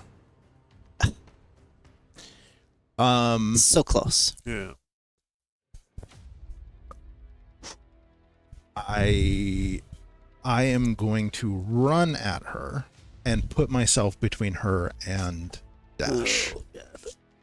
So on the edge of the balcony, directly between her and Dash. No straight line. Oh, thank you for that. Well, I was trying to protect Dash. I know. but don't do it in a straight line. Yeah. That's actually not protection. Yeah. That's a target-rich environment. So, one more south. And then, you know what? Screw it. Just get me as close to her as I can. I guess. Charging through the obscuring mist right into her face. Yep. I can move 25, 50, 75 feet. So get me right in her face. That's an obstacle that's throwing us off. All right, you can get into her face. Hey, good luck. Literally, Yeah. there's chandeliers. He's just hopping through. It'd be great if he had to make that flat 5 or higher, or just run a different area. like I pop out on the inside. Damn it! I'll try again. Okay, I think that's it for you. We're at Yannick. Well, let's hope it's not it for you, but Yeah. All right. Go, Yannick. Shit. are there stairs near Agiri? I couldn't tell. I don't even know where the stairs are. They're over there. The stairs are up in the northeast. Northeast and northwest. Is there only Yes. one cultist left? Oh, okay. Yeah, there's 2 downstairs. One Oh, upstairs. I maybe messed with them with the hidden thing. Yeah. Sorry. So Yannick Whoa. will They're- get to the southeast, flanking with Jericho, to one of the. That's the cultist that had the knife to Joran, Yeah. right? Yeah. Correct. So southeast, That works. so that I'm flanking the guy. We move another 15 feet to the southeast. Okay. Yeah, just letting them figure their stuff out. And then I'm going to move to the southeast to flank that guy. You want to be there? Yep. Okay. And then I will draw my sword and attack. Good luck. Then it's going to be a 18 to hit. Is a hit. Yeah. And that is going to be for a total of... He's been cut up quite a bit. Yeah, it's going to be cut up even more because I'm near max damage. Is it 6 hit points of damage? 11 hit points of Oh, and damage. You cut him down. All right, and that Nice. was 3 actions. And get away from the witch! Was that 3? One to Yeah. move, 1 to strike? And I had no weapon out, Oh, so you I drew a also had to weapon. draw a weapon, Jericho, unfortunately. you've got a host, a cultist, and a homeless man next to you. Walk into a bar. I know, it sounds like a joke. I will, because I want to keep my help from my friends up, I'm going to linger in composition into a courageous anthem once again. So I'll roll 18. for that. yeah. That is going to be really... Okay, I'll do the math real quick. That's a 27. Fantastic. Do you get a +1 for your own? I don't. It's on the attack roll. How long does that last? Well, now it's going to last... That's a success, I assume? Yep. That will last for 3 rounds. So I can put my So I magic just saved 3 you out 3 there. acts, or 2 actions, if you will. All right, so that's my first action right there. So there's these 2 guys, and I'm going to zippity zap these 2 guys are left. How far away is the guy in the corner down there from me? There's a guy to my southwest, 25 feet. 30. 30. Well, that's exactly the range of my electric arc. So I will cantrip for my last 2 actions, electric arc. Reflex They make a saves? basic 19 reflex save. 25 to the northeast, That's 18 to the southwest. okay. Southwest fails. And it's 5 damage. So Or 2. 2 to the top, 5 to the bottom. That is correct. And with that, I have completed that which I have sought to do. All right. Next up, before Dash goes, racing down to the south on that very guy you just zapped, a guest in a mask and a cloak grabs onto that cultist not too far away and says, "Get him!" to you, and it is Plen who has hold on and grabbed, nice. restraining him. So that guy is now off guard as long as he Don't doesn't trust him. break through Plen. Dash, Yes. top floor. So I've got a guy stabbing it behind me. The other one's just a shadow of smoke. It really smells like burnt toast. Yes. And are you sustaining a step that you're hovering on? And then I think your difficult terrain rubble beneath you is gone. Yeah. Difficult terrain is definitely gone. Okay. How far away is Miss Witch right now? She looks pretty far. That's a really far way, 75. I jump off of my platform to where the cultist is right next to me, and I dash around him 25 more feet to go around the corner.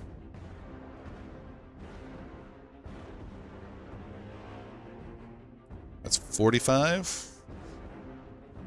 Oh, is that that's how far I That went? was 45 feet to get to there. So it's a full 60. So I'll take my 2 movements for all that. So I'll take 15 full more 60 feet. Okay. 15 more. Thank you. Yeah, it's blocked. Stupid. There we go. Now I am probably, 40 feet away? 30.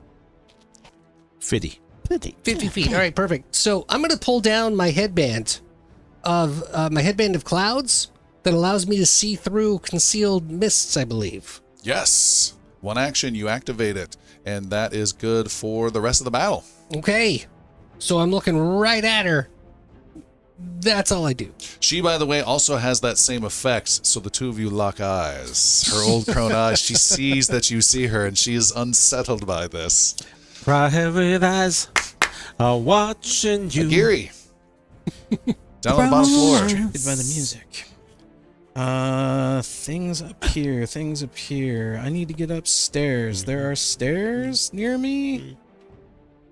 They are to your east. I will do a 3 movement, calling butt. 25 is my run speed. Do you tap dance? Tap dance It's run? more showy than That's functional. how you get up the stairs faster. Yes. High However knees. you wish to calculate that, but that is 3 movement. Oh, sorry. I was looking at something else. Yeah, no one expected translate between floors. I had to experiment. So you want to go up the stairs is what I heard? Yes. So it's 20 Oh feet my up. God, So what's going on? that's 4 movement, right? That's 65. That's 70. 75 will get you. Huffing and puffing on the top of the landing. All I'm gonna do next is just run back downstairs. See how many times Derek can do this. Holy cow! Hold I can run! There you go. Running! I'm coming, Carol! That's 75. 3 actions. I've done what I can. I'll have to work on flying next time. Okay. It is a cultist turn. He is lashing out at Jericho. And he is already fanatically frenzied. He is doing triple attack. Yeesh. 15 to hit. No, Negative. 16 to hit. Negative. 11 to hit. Negative. Then clearly, Negative. oh, no, he got a 2. It was positive, but barely. All right, he swings and is so angry. He's blinded by rage and cannot get you. And when does he I take just- a point of damage? Right now, I believe. At the end of his turn. And is that a critical failure? No, it was close.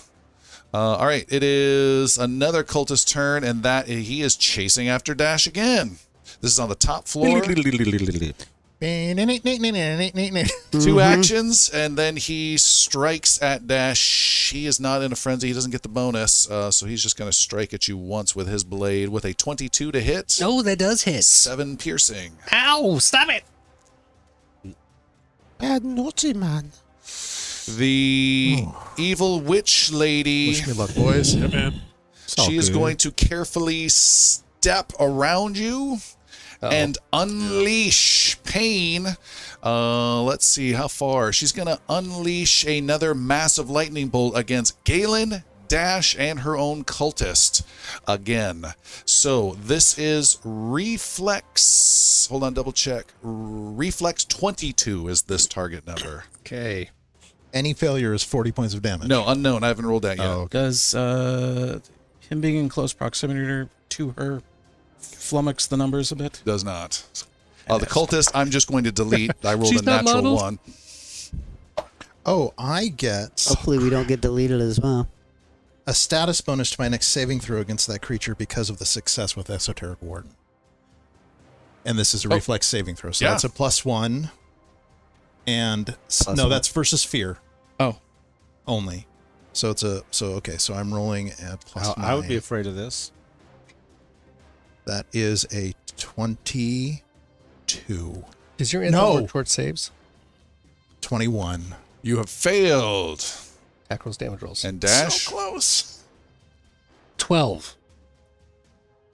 That's bad. That is a critical fail Okay. because I was sickened and I never got rid of that. I rolled a 13 with my -1. That got me to a 12. I am looking up massive damage rules. No, wait. I have a +9. I'm sorry. I got a 22. Okay. I don't care at this point. Yeah, Okay. It's We have a much bigger Yeah, issue yeah. right This now. is a problem. That is a critical failure. You have taken...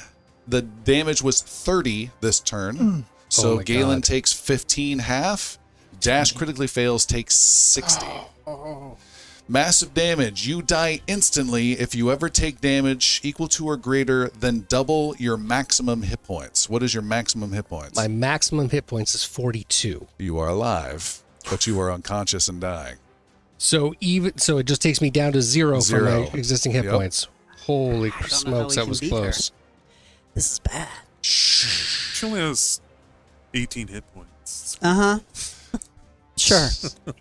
So I took a She's an old 15. woman. yep. Yeah, Down she's like a to- level 20 You'd old be down woman to that we're 18. fighting No, right now. 13. It is Yeah, 18. Hemlock's turn. Yeah, I was so at there's 38. a cultist Sorry, being forgive the grappled in math, front I'm of paying me. attention to the things, but you I'm going are to down. reload. Don't miss, says Yeah. Glenn. 23. I'm going to reload and fire. And it's a 31. That There is we a go. critical hit. Yes.